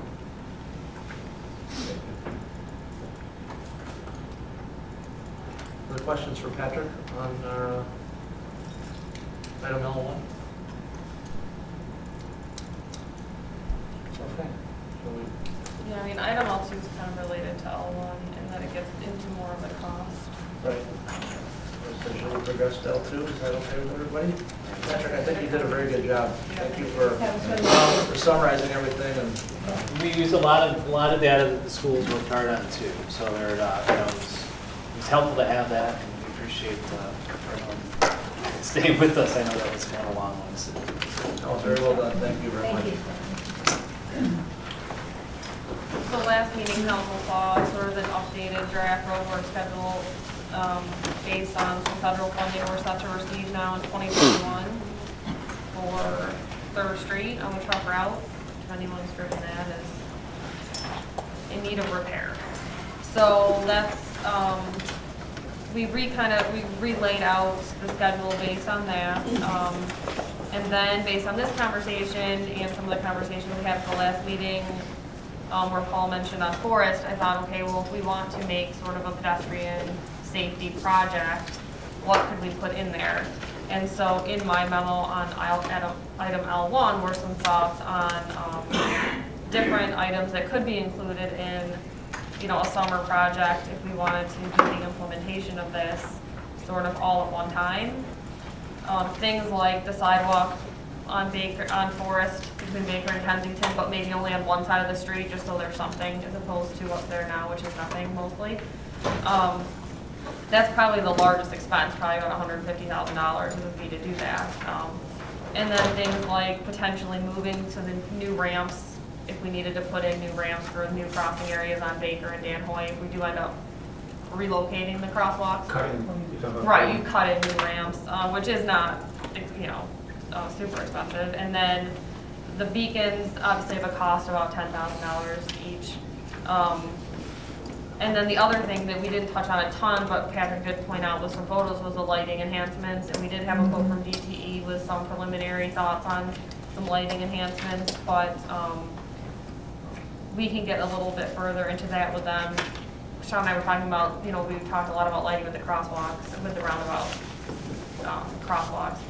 And there's kind of a lighting standard that they use for crosswalks near roundabouts. So there's also lighting standards that they use for uncontrolled intersections.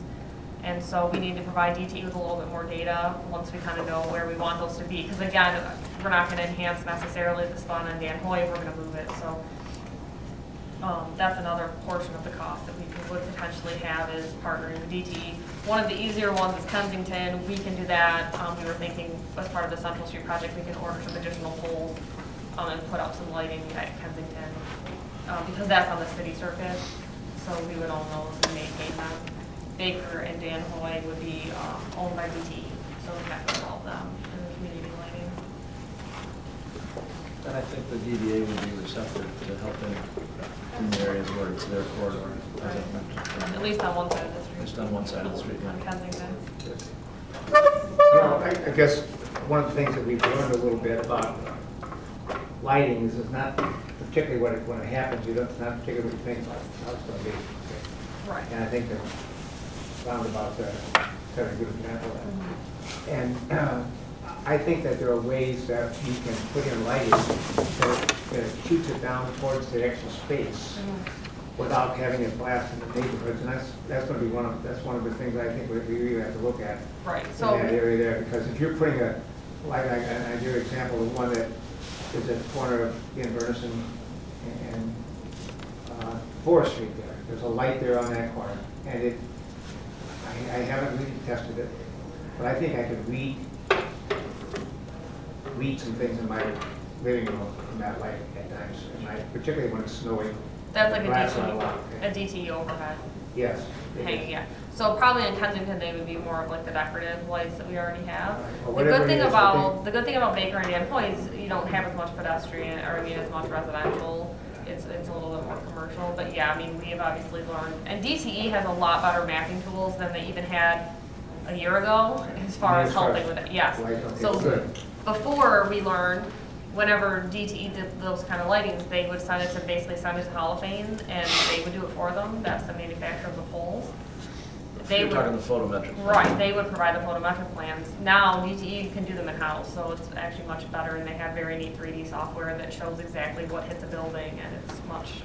There's a lot of communities similar to us asking the same question, Right. and they've hired. And I think we'd be that way no matter where we're putting lighting, in any of those Yeah. intersections that actually does what you want it to do and focus on the space, not Right. on the neighborhood.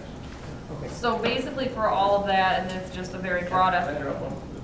Just on that point, they also talked to us about, you don't want it too low because Right. the drivers then Blinding. get the glare instead of, there's an art to where it should be and how it should focus down, and we gotta blend both of those things, obviously. Yeah. There's a whole society of illuminating engineers that work on this That's stuff right. as their career, so. I hope they're all very bright. Right. As opposed to illuminated. Right, exactly. Question.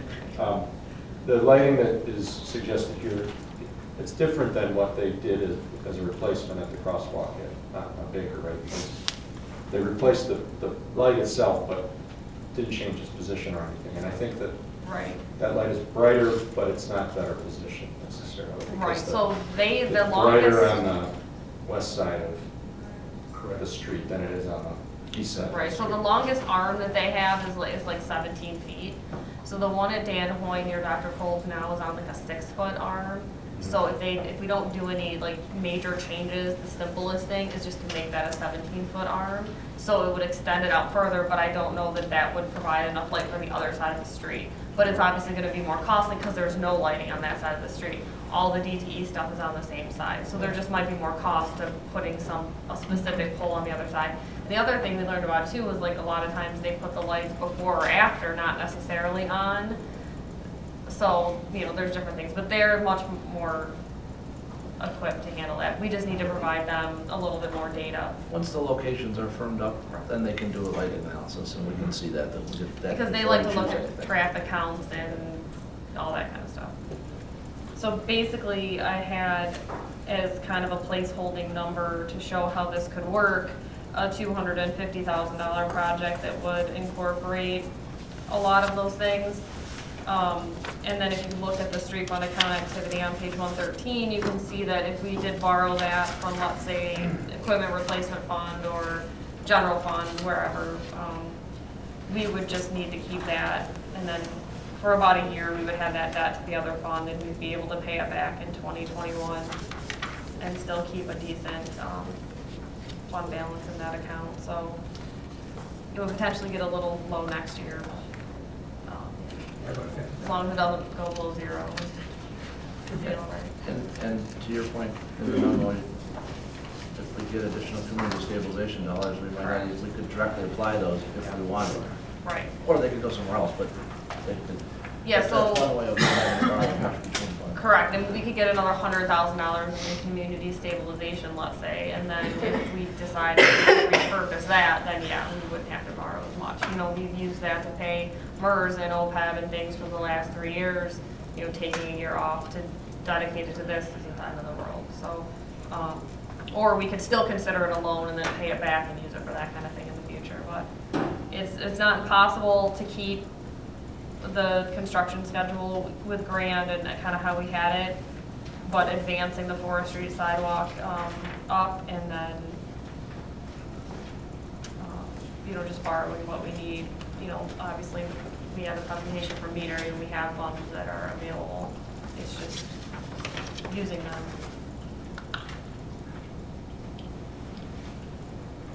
And I don't think this project would be hard to get bid, you know, like I said, most of it would be sidewalks, so it could be someone like a GM and Sons or can't think of the name of the other ones, but, you know, it's not a massive infrastructure project that a smaller company couldn't do. The most complicated thing would just be the forestry sidewalk design and, you know, getting that kind of dialed in and out to the public, or the residents. Yep. So that could be something we have on the next agenda if council wants to move forward, would be, you know, a scope to do that. To do sort of a project with that being the largest chunk of money, because the rapid flashing beacon installation isn't a big deal. I noticed Steve did fix the solar panels.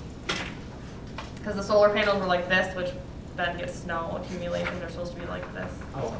Those were fixed. So let me back up or slow down just a little bit for a second and recap. So there's a bunch of stuff going on here. Obviously, we talked about the pedestrian improvements.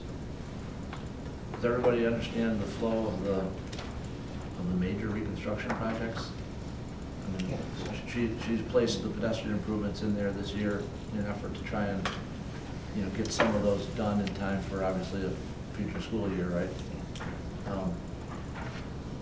But also following Central this year would be Grand in 2020, third using federal funds in April of 2021, and then as laid out there on page 111. Does that make sense, everybody? Anybody have any concerns with that schedule?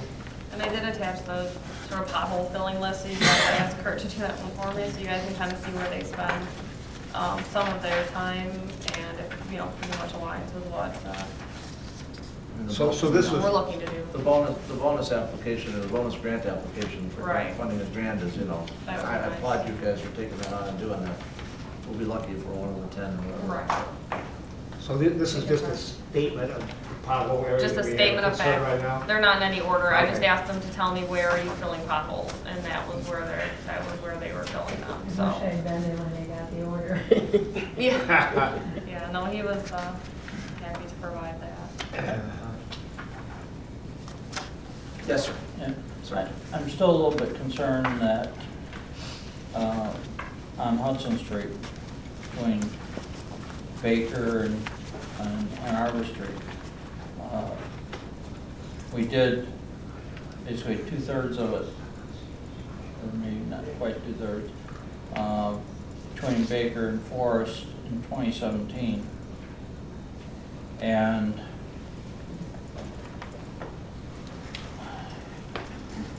last summer, August 2018, the rest of Hudson Street between Forest and Ann Arbor Street was scheduled for 2022, and now it's looking at 2023. The CIP says 2024 and beyond. If you've driven that at all, especially coming up from Forest to Ann Arbor Street, and you look at the condition of that at the top, that's not gonna last 3-4 more years to, I mean, it's getting, you know, to start looking like Grand Street is. That's how it's deteriorating there. And, you know, the design of it and everything is done. In CIP, it says 155,000. Right now, in Patrick's letter there, his memo, it's like up to 250. 150,000 a block for reconstruction, that's Yeah. what we've seen everywhere. So why hasn't the CIP been, I don't know, we can update the CIP. yeah, I mean, because that's the documents planning commission has been looking at. Mhm.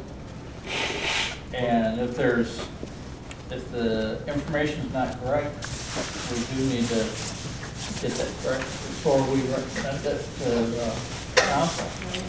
I mean, if you want to propose switching something out, that's fine. This is just kind of laid out the same way, only with that addition of Third Street, Well, so. What I'd like to Switch it do. with Dexter Crossing yeah. or something, we can, but. What I'd like to do, and I mentioned to you earlier,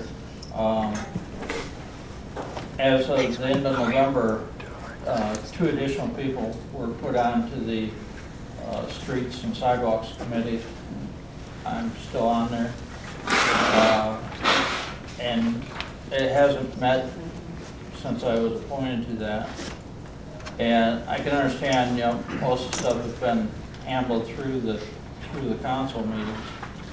But I would like to see us have a committee meeting, because I'd like to better understand, you know, the process being used to, you know, I know about the Paisley ratings and stuff like that, looking at that, but trying to decide, you know, where the priority should be.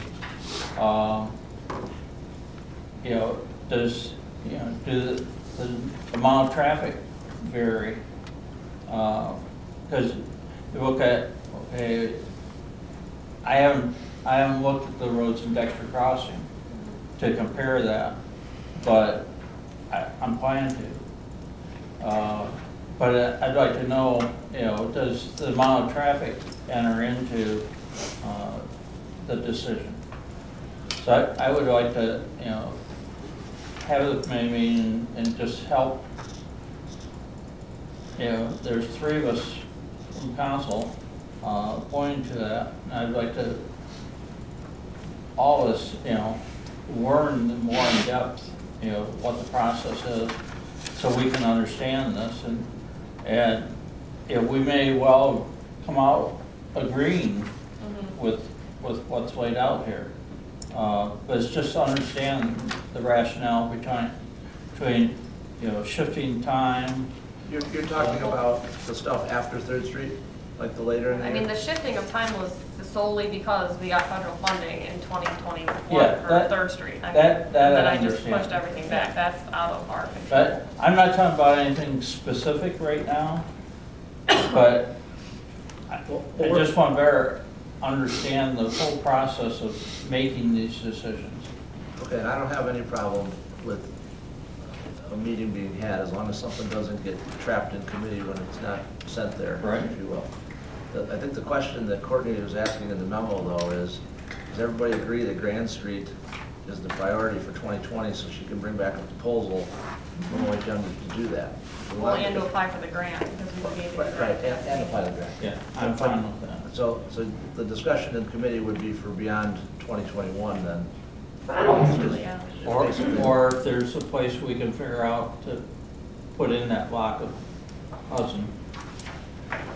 Yeah. That could be, if you could figure that out, sure. But Yeah. I don't want to, I want to make sure that today we accomplish what she's asking, which is the direction for Grand Street, since we need to keep that moving forward. Yeah. Is that okay with you? That look is worse every day. Okay, yeah.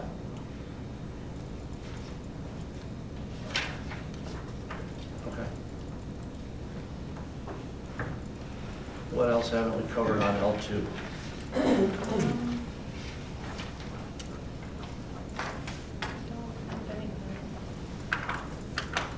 And I would guess, the one question I have is, have we heard anything back on Central relative to when it will be bid? Are we still waiting on the SHPO thing? No, we got our SHPO. Oh, good. Now a tip amendment issue still that is between MDOT and SEMCOG. I don't know what, but it's all been obligated. I just don't know if it's actually gonna make it in the April letting or not. We haven't heard. So everything's done, it should, but. If there's somebody you need help talking to, no. I got I did get a response from Watts, I'm not sure if you want me to read it, but it generally, it seems like it's some sort of technical amendment that's processing between MDOT and SEMCOG based on the total project amount, because we added some additional items they want. So how the project is funded, SEMCOG establishes what they call the Thanks, Mitch. basically it's a transportation improvement plan or program, which basically establishes over the Southeast Michigan region how the federal dollars are allocated to various projects. And it's really targeted primarily at again, just that, the federal dollars. On Central Street, we obviously added some other things with some drainage work and do some work on 4th Street. So the total project cost is more than what the tip showed. So we communicated that to SEMCOG, actually to Watts, and they advanced a technical amendment, I think that started back in November. And it's apparently still hung up in whatever process it needs to be hung up in. So unfortunately, don't have an answer. Yeah, Matt McDonnell said the road commission's had a big problem with that as well, and it's delayed things significantly for them because of some computer issue between SEMCOG and MDOT or FHA or I don't know what. Some issue with the overlap year is, I guess, the problem. So the way that they do these plans, they do them like 2017 through 2020 or 2019, and then they switch to the next group of 3 or 4 years. And this is apparently the overlap year that's, so they're basically migrating databases. Our project's held up in that process. So still hope, I mean, like I said, we do have, our SHPO came in a couple weeks ago. We're really just waiting on that final obligation trigger from SEMCOG. So Okay. Appreciate the update. we've been bugging them. Admit that. Ms. Knight. I just have a question about Grant Street. Is that grant from Hudson up to Inverness, or the entire street of Grant, or reconstruction? Or Grant? Yeah, Hudson to Kensington. I'm sorry? Hudson to Kensington. Hudson to Kensington. There's a pavement change right after Inverness. Yeah, it's Hudson to Inverness, just past yeah. Inverness. Yeah. There's a pavement change between Inverness and Kensington. One long block and one short. Yeah.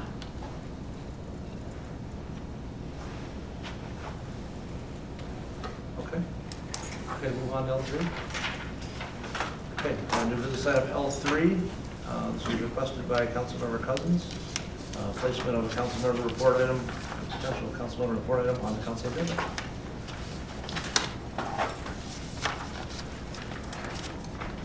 Yeah, so one of the things that that I felt, and some of us have felt, is that there's a little opportunity for us to inform the public about some of the other alternatives, as Mr. Powers has mentioned, the other options that we have in our discussions here in the council. And so with that, I thought it would be appropriate that there be a place on the agenda that we could do that. I think that after some further discussion with a couple of the other members, that it felt that it'd be better not to do it after or put it on the agenda as a section here, maybe number 7, it would be on this, you know, with the council report, but that you do it in a different fashion and have it as related to a committee report that somebody or council comments that would be in front of that area or in that listed in the area here of commission, board, and other reports as we find on item 3. And, that's. You could also, Paul, potentially submit, I mean, because there's a council comment section of the agenda, you could submit a written council comment that would, too. I mean, that would be like You pre-meeting. mean at the end? Yeah, Yeah, but I mean, get like, that. Part of that problem is that that would take them 2 months to react to something else that had already been you published. mean 2 weeks? 2 weeks, not 2 months, 2 weeks, okay. So we were looking before, a little more, Well, I'm saying you could submit it before the packet went out, so it was like a council comment in the packet, right? understand it. I'm just thinking.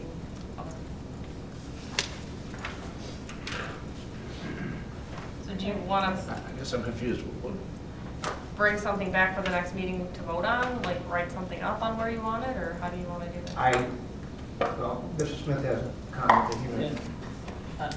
I was thinking about this, and so I just wrote up a suggestion, you can pass it out. I just ask a question. Yeah, go ahead, Mr. Chair. This just has to do with facilities, correct? Well, could be with anything. Well, we haven't we've been meeting for years, and we haven't had this, and I'm trying to figure out Well, what the impetus is It for deals more with this. facility, you're absolutely right. Yes. Because I don't want to do anything that puts this side, that side. We already have a most difficult time trying to get where we're going now. I got you, I understand. And I don't think that, I don't wish to present to the community that there's that team and this team and, you know, I understand, I agree with you. That's not the intent. well, sometimes perception is even louder.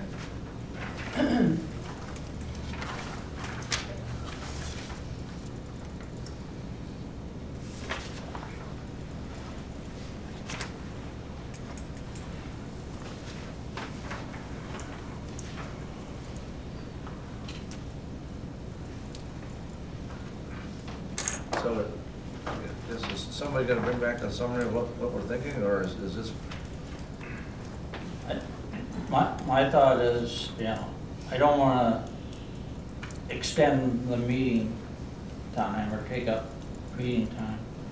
But there are times where, you know, an individual council person may want to share something with not only other council members, but also to the public. And given that our packet is available to the public, you know, without the, you know, years ago, used to be, you know, where you had the local paper and everything, you know, there was a lot more other opportunities.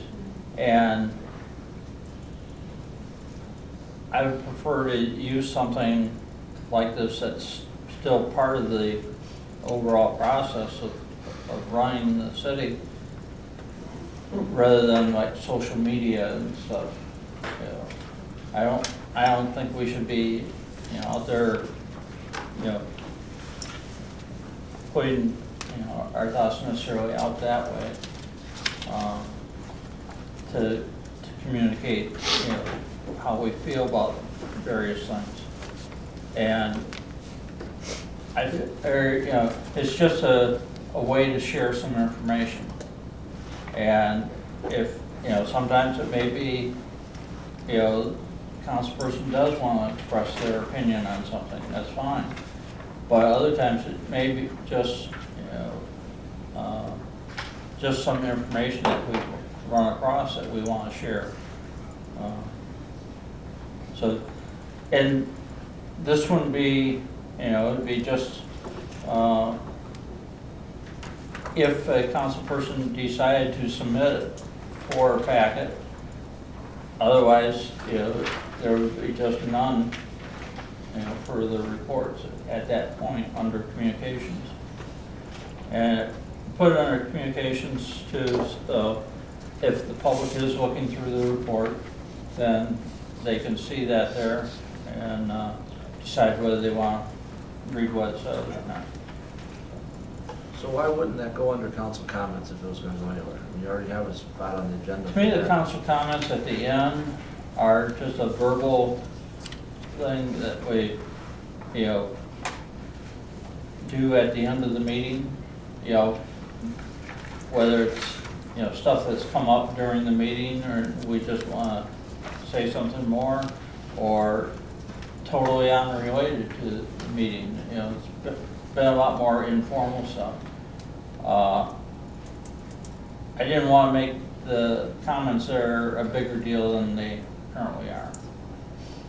I also think that at the end of the meeting, there's a lot of public that's not here.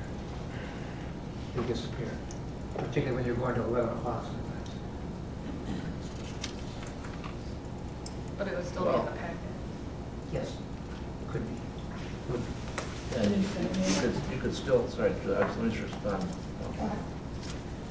You could still, you could move council comments up if that was the concern. But I don't know why you would have two spots on the agenda for essentially the same thing. I don't see them as the same thing. Well, I know you don't, but I do, and it's really what it is. I mean, like I don't talk under council comments, that's for 6 of you. So I have one spot. But you could. You're part of the company. I suppose that's true, but the protocol we've set up is that that's not where I go. I mean, for at least for 15 or 18 years, that's how it's been. I've not seen, that's the whole point of there being a mayor report and then council comment. That's why I don't say anything when I call on each of you. When have we had anything other than, you know, we announce a meeting, or we say thank you very much, or I'm going to be out of town, or there's happy birthday, or something like that? That's what comments, they're pretty Well, no, there's been council members that have spoken up more seriously than just, I'm going to be gone for a week. I mean, I can remember several council members doing that over the tenure. It's rare. Ms. Knight, thank you for waiting. I'm not opposed to the idea. I think it's a good idea. I don't know that I'd want to put it under communications though, because those are usually factual things, not opinions. I think perhaps number 7 under reports would be a good place to put a council member reports. Call it that, rather than council comments. But I'd also like to see council comments stay at the end, because we make comments about what's happened on the agenda or during the meeting. See, and Sure. I don't, the reason I call it FYI is it's information. It might contain an opinion or, comment in that manner, but I see it used for other things too. And it may not get much use, but we could try it. I guess the reason I was thinking it was our opinions was because quite often when I read the mayor's report, it's his opinions on things. So why shouldn't council be able to express our opinion under a report? That's exactly what the idea was in the first place. Well, What's that? That's exactly what the idea was in the first place. just so that the past 90 years or however long we've been around hasn't been wrong. There is a spot on the agenda for you to speak. There's nothing that precludes you from submitting something to be in the packet at that spot. It's completely optional. It's completely in line with the rules. There's already that spot. But, frankly, whether it was the village president or the mayor, that office deserves the right to have their own report. Yeah. And this council asked for a written report about 12 years ago or 10 years ago. Okay, they asked for an updated written report. There never was a written report. Right. The only one that's ever done one is me. And I did it as village president before I was mayor. Okay, and I'm happy to do them. I don't think that,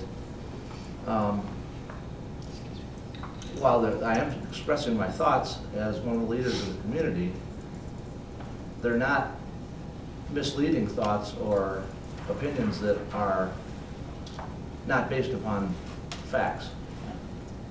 I mean, if there's something false in one of them, I expect you guys to call me on it.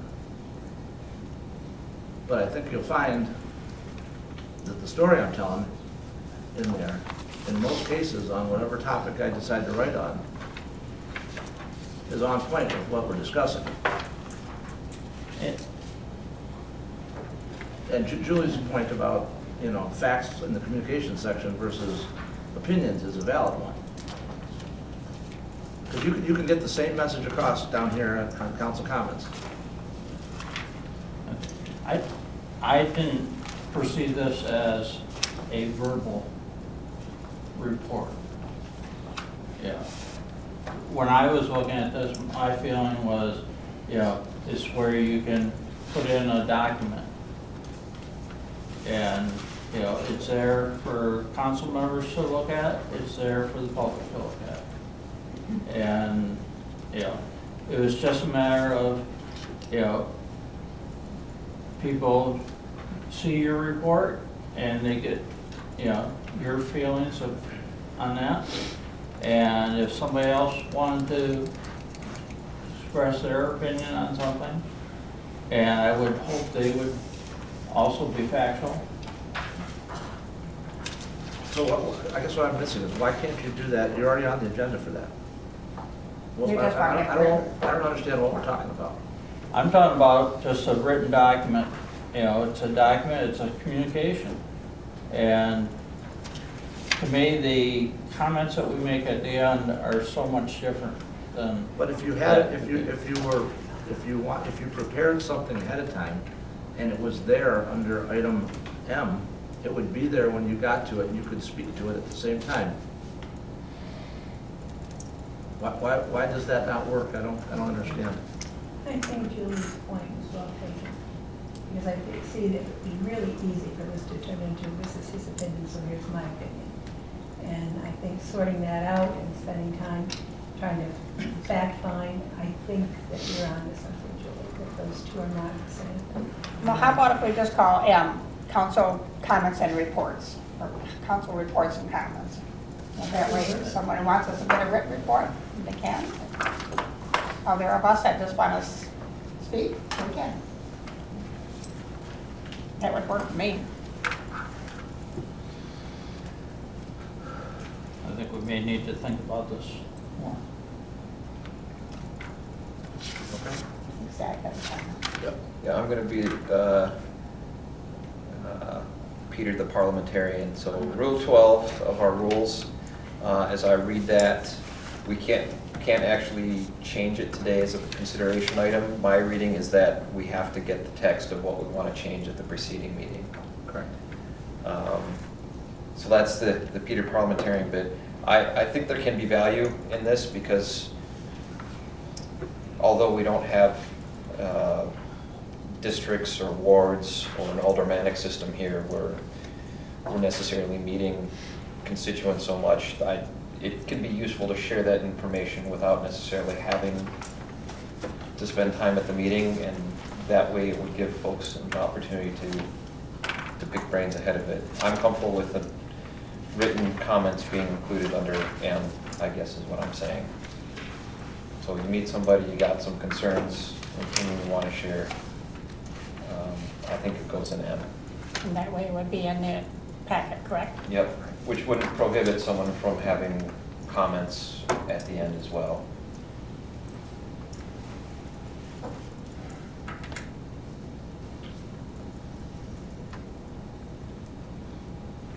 Okay, well, if any of you have suggestions on something to vote on, then maybe this could be one. You know, we can include all these options in the packet next time. So if there's another suggestion other than this one or what's been proposed for under M, let's get them to Courtney and we'll bring it back. Is that fair? If people want to go with council comments and reports, that requires no change, correct? So right now It it's doesn't in described. my mind unless you Yeah, want I'm to just- simply I'm change just the trying to get title, clear. unless they want to simply change the title of it. But when you're talking about bringing back ideas, you still won't be able to consider it. You have to have the actual text that you want to change it to, presented one meeting prior to when you take up the issue. Procedurally, is what I'm saying. So, Yeah, I mean, it's been on the agenda once. If options come into the packet next time and they're there to see, I don't see why we couldn't take action. So, whatever, I'm just telling you what to say. Here's what M currently reads. Council comments, this is in Dexter City Council rules. This portion of the agenda is intended to provide elected officials an opportunity to share comments that benefit the council as well as the community. These will not be actionable items except that issues may be referred to committee or placed on an upcoming agenda. Makes sense. So if you saw an article in the paper and you photocopied it and say, I want to share this with everybody, you could say, I'm submitting this as a. It's pretty broad. Multi-purpose. is what I'm saying. Okay, well, we'll bring this back then. Is that, everybody good with that? Okay. New business item L4, which is our last new business item, consideration of a bid award for crack seal to K&B asphalt. I'll move that. Moved by Cousins, Second. Go ahead, Fisher. second by Fisher. Thank you. Well, I don't know if I need to say it's 20,000, but yes, it is 20,000. Yep. See, thank you.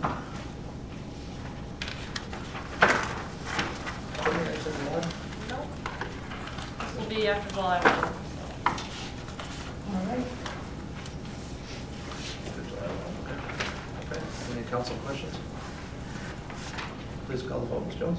Cousins, Yes. Knight, Yeah. Bell, Yes. Fisher, Yes. Michelle's, Yes. Smith, Yes. Keel. Yes. Motion carries. Okay, council comments, starting with Mr. Cousins, please. I think I indicated I'll be here for all the meetings.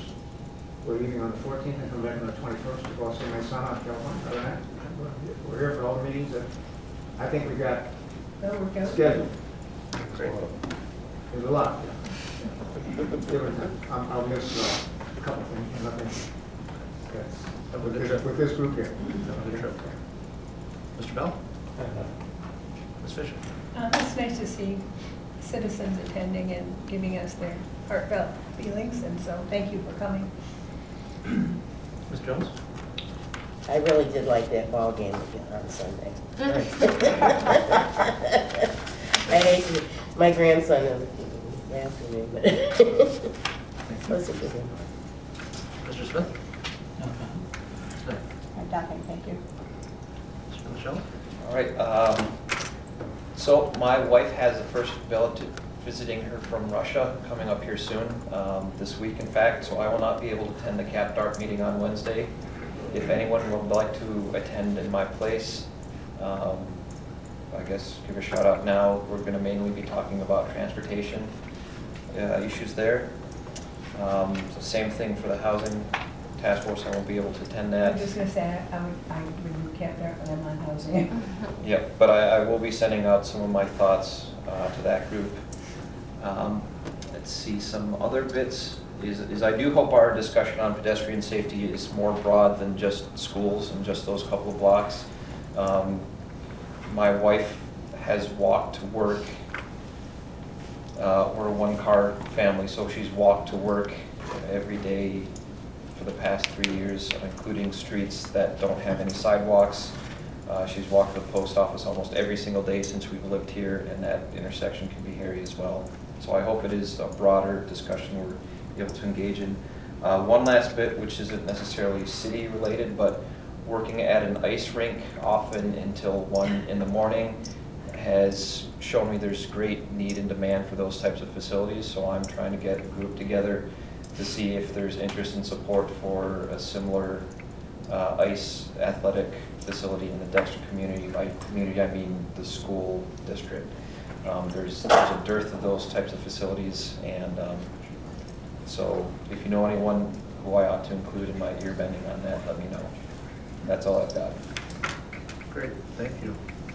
We are back around in non-arranged participation. Is there anyone in the audience who would like to speak? Welcome.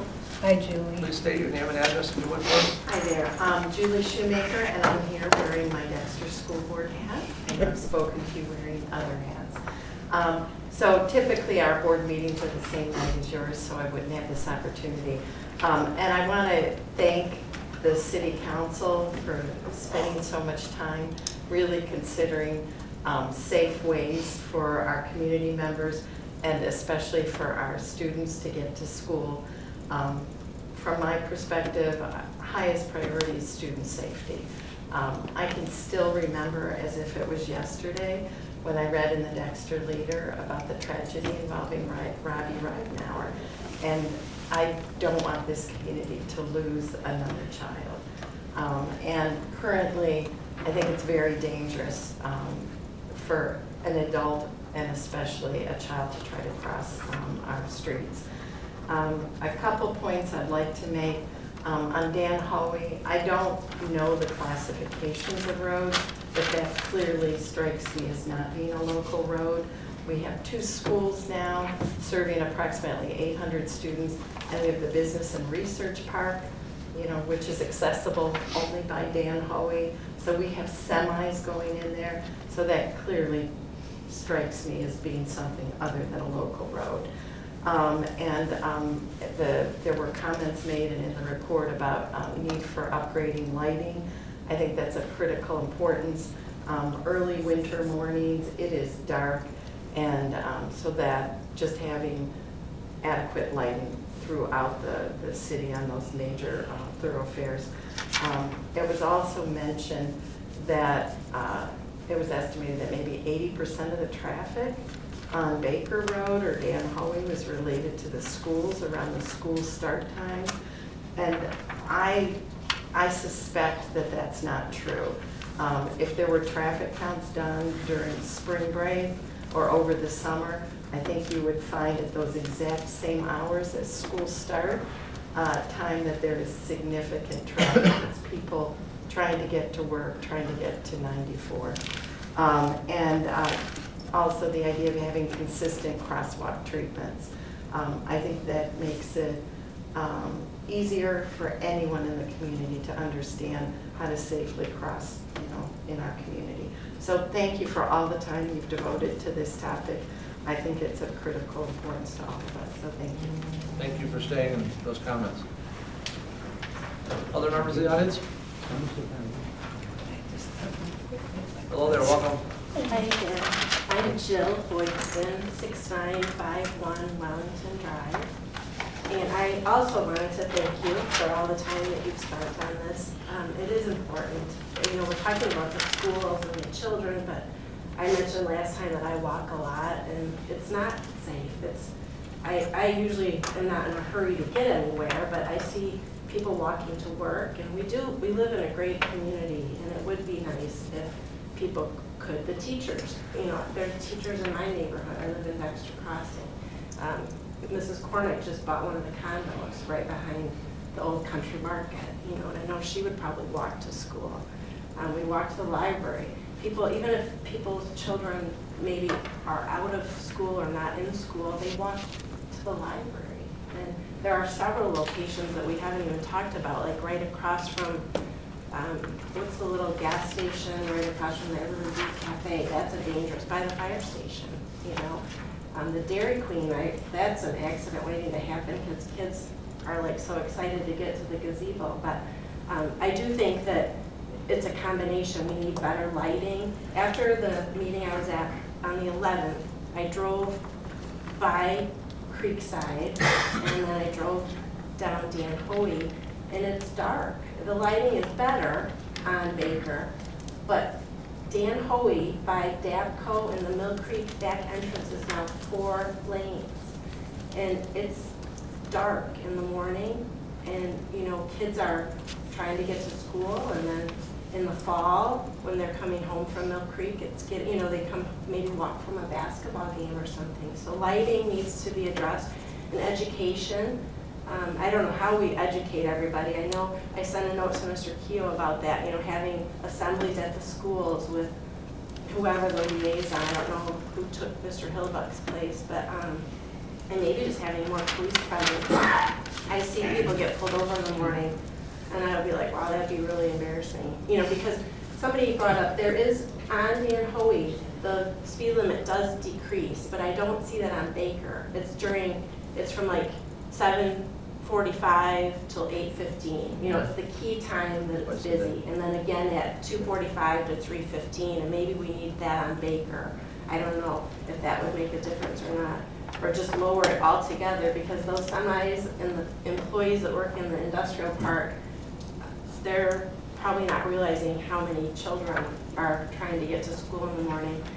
Another thing, and I agree with Mr. Cousins about the light by the YMCA is very confusing. I would hope we don't go to, is that called a hawk light? I think those are confusing.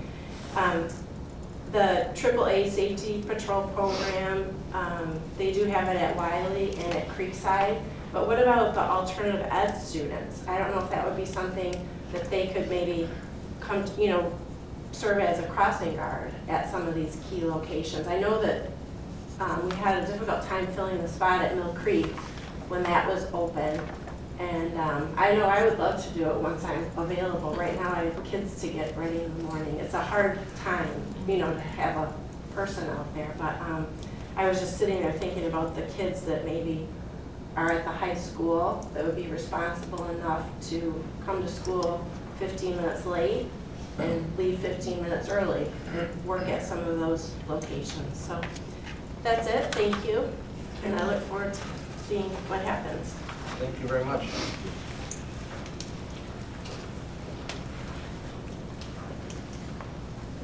Welcome. Thanks. Sure. I'm Sterling Imfeld, 7819 Ann Arbor Street, just across the street here. I wasn't looking for a good story tonight. In fact, I waited until there was no traffic to come across here. And the car turning off 5th Street, this is at Edison, turning left, just barely missed me. I had to jump out of the way. The guy was really nice. He stopped. He said, "I'm terribly sorry I didn't see you in the road." I didn't look at the lighting. I don't know if there's a shadow. It's just one more story. So we've heard, and I thank you very much for considering all of this. And I think we do need to look at the whole story, but don't wait to get the whole story. So when you know that you want to put in flashing lights in 4 places, please put them in. And then, yes, educate, go to the schools, find out how to educate the parents, how to make the town more walkable. All of those things matter, but don't wait. Because trying to get it all right at once is going to be too difficult. And I think it'll cost us with the most vulnerable population of the students. But it is tough, I think, even for adults at times. Like I said, I was trying to be good. I was waiting until the traffic on Ann Arbor wasn't going anymore. And I agree with Mr. Cousins' comment. I drive to Ann Arbor every day. I'm on Plymouth Road. I work on Plymouth Road.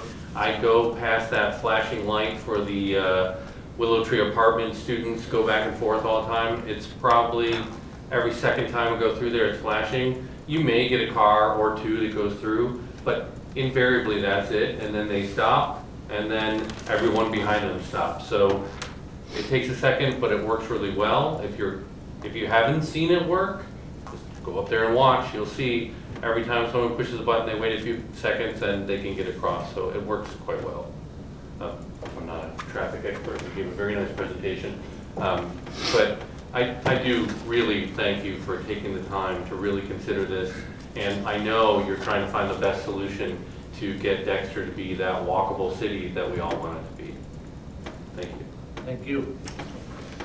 Appreciate you staying. I don't know if I can come up again. You can. Amy Smith. Well, I'm just very pleased that we're moving forward as a community with the crosswalk safety initiatives.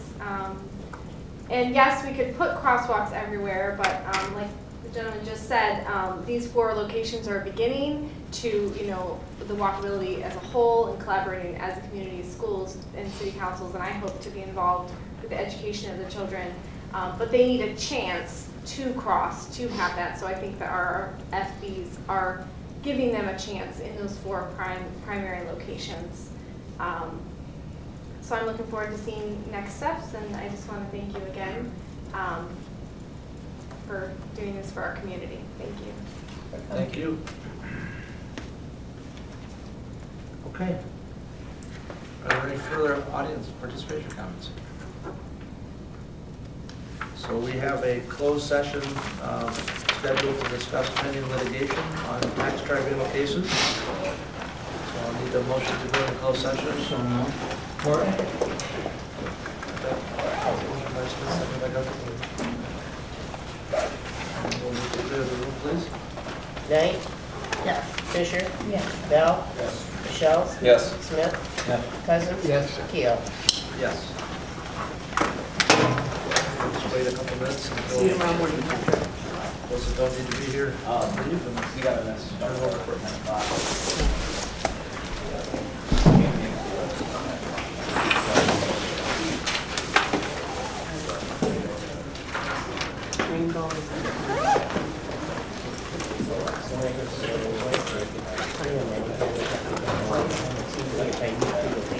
Justin, He is there, we learned all about it. microphone set now. Yeah, I was waiting for everyone to turn. Have a good night. Yes, thank you.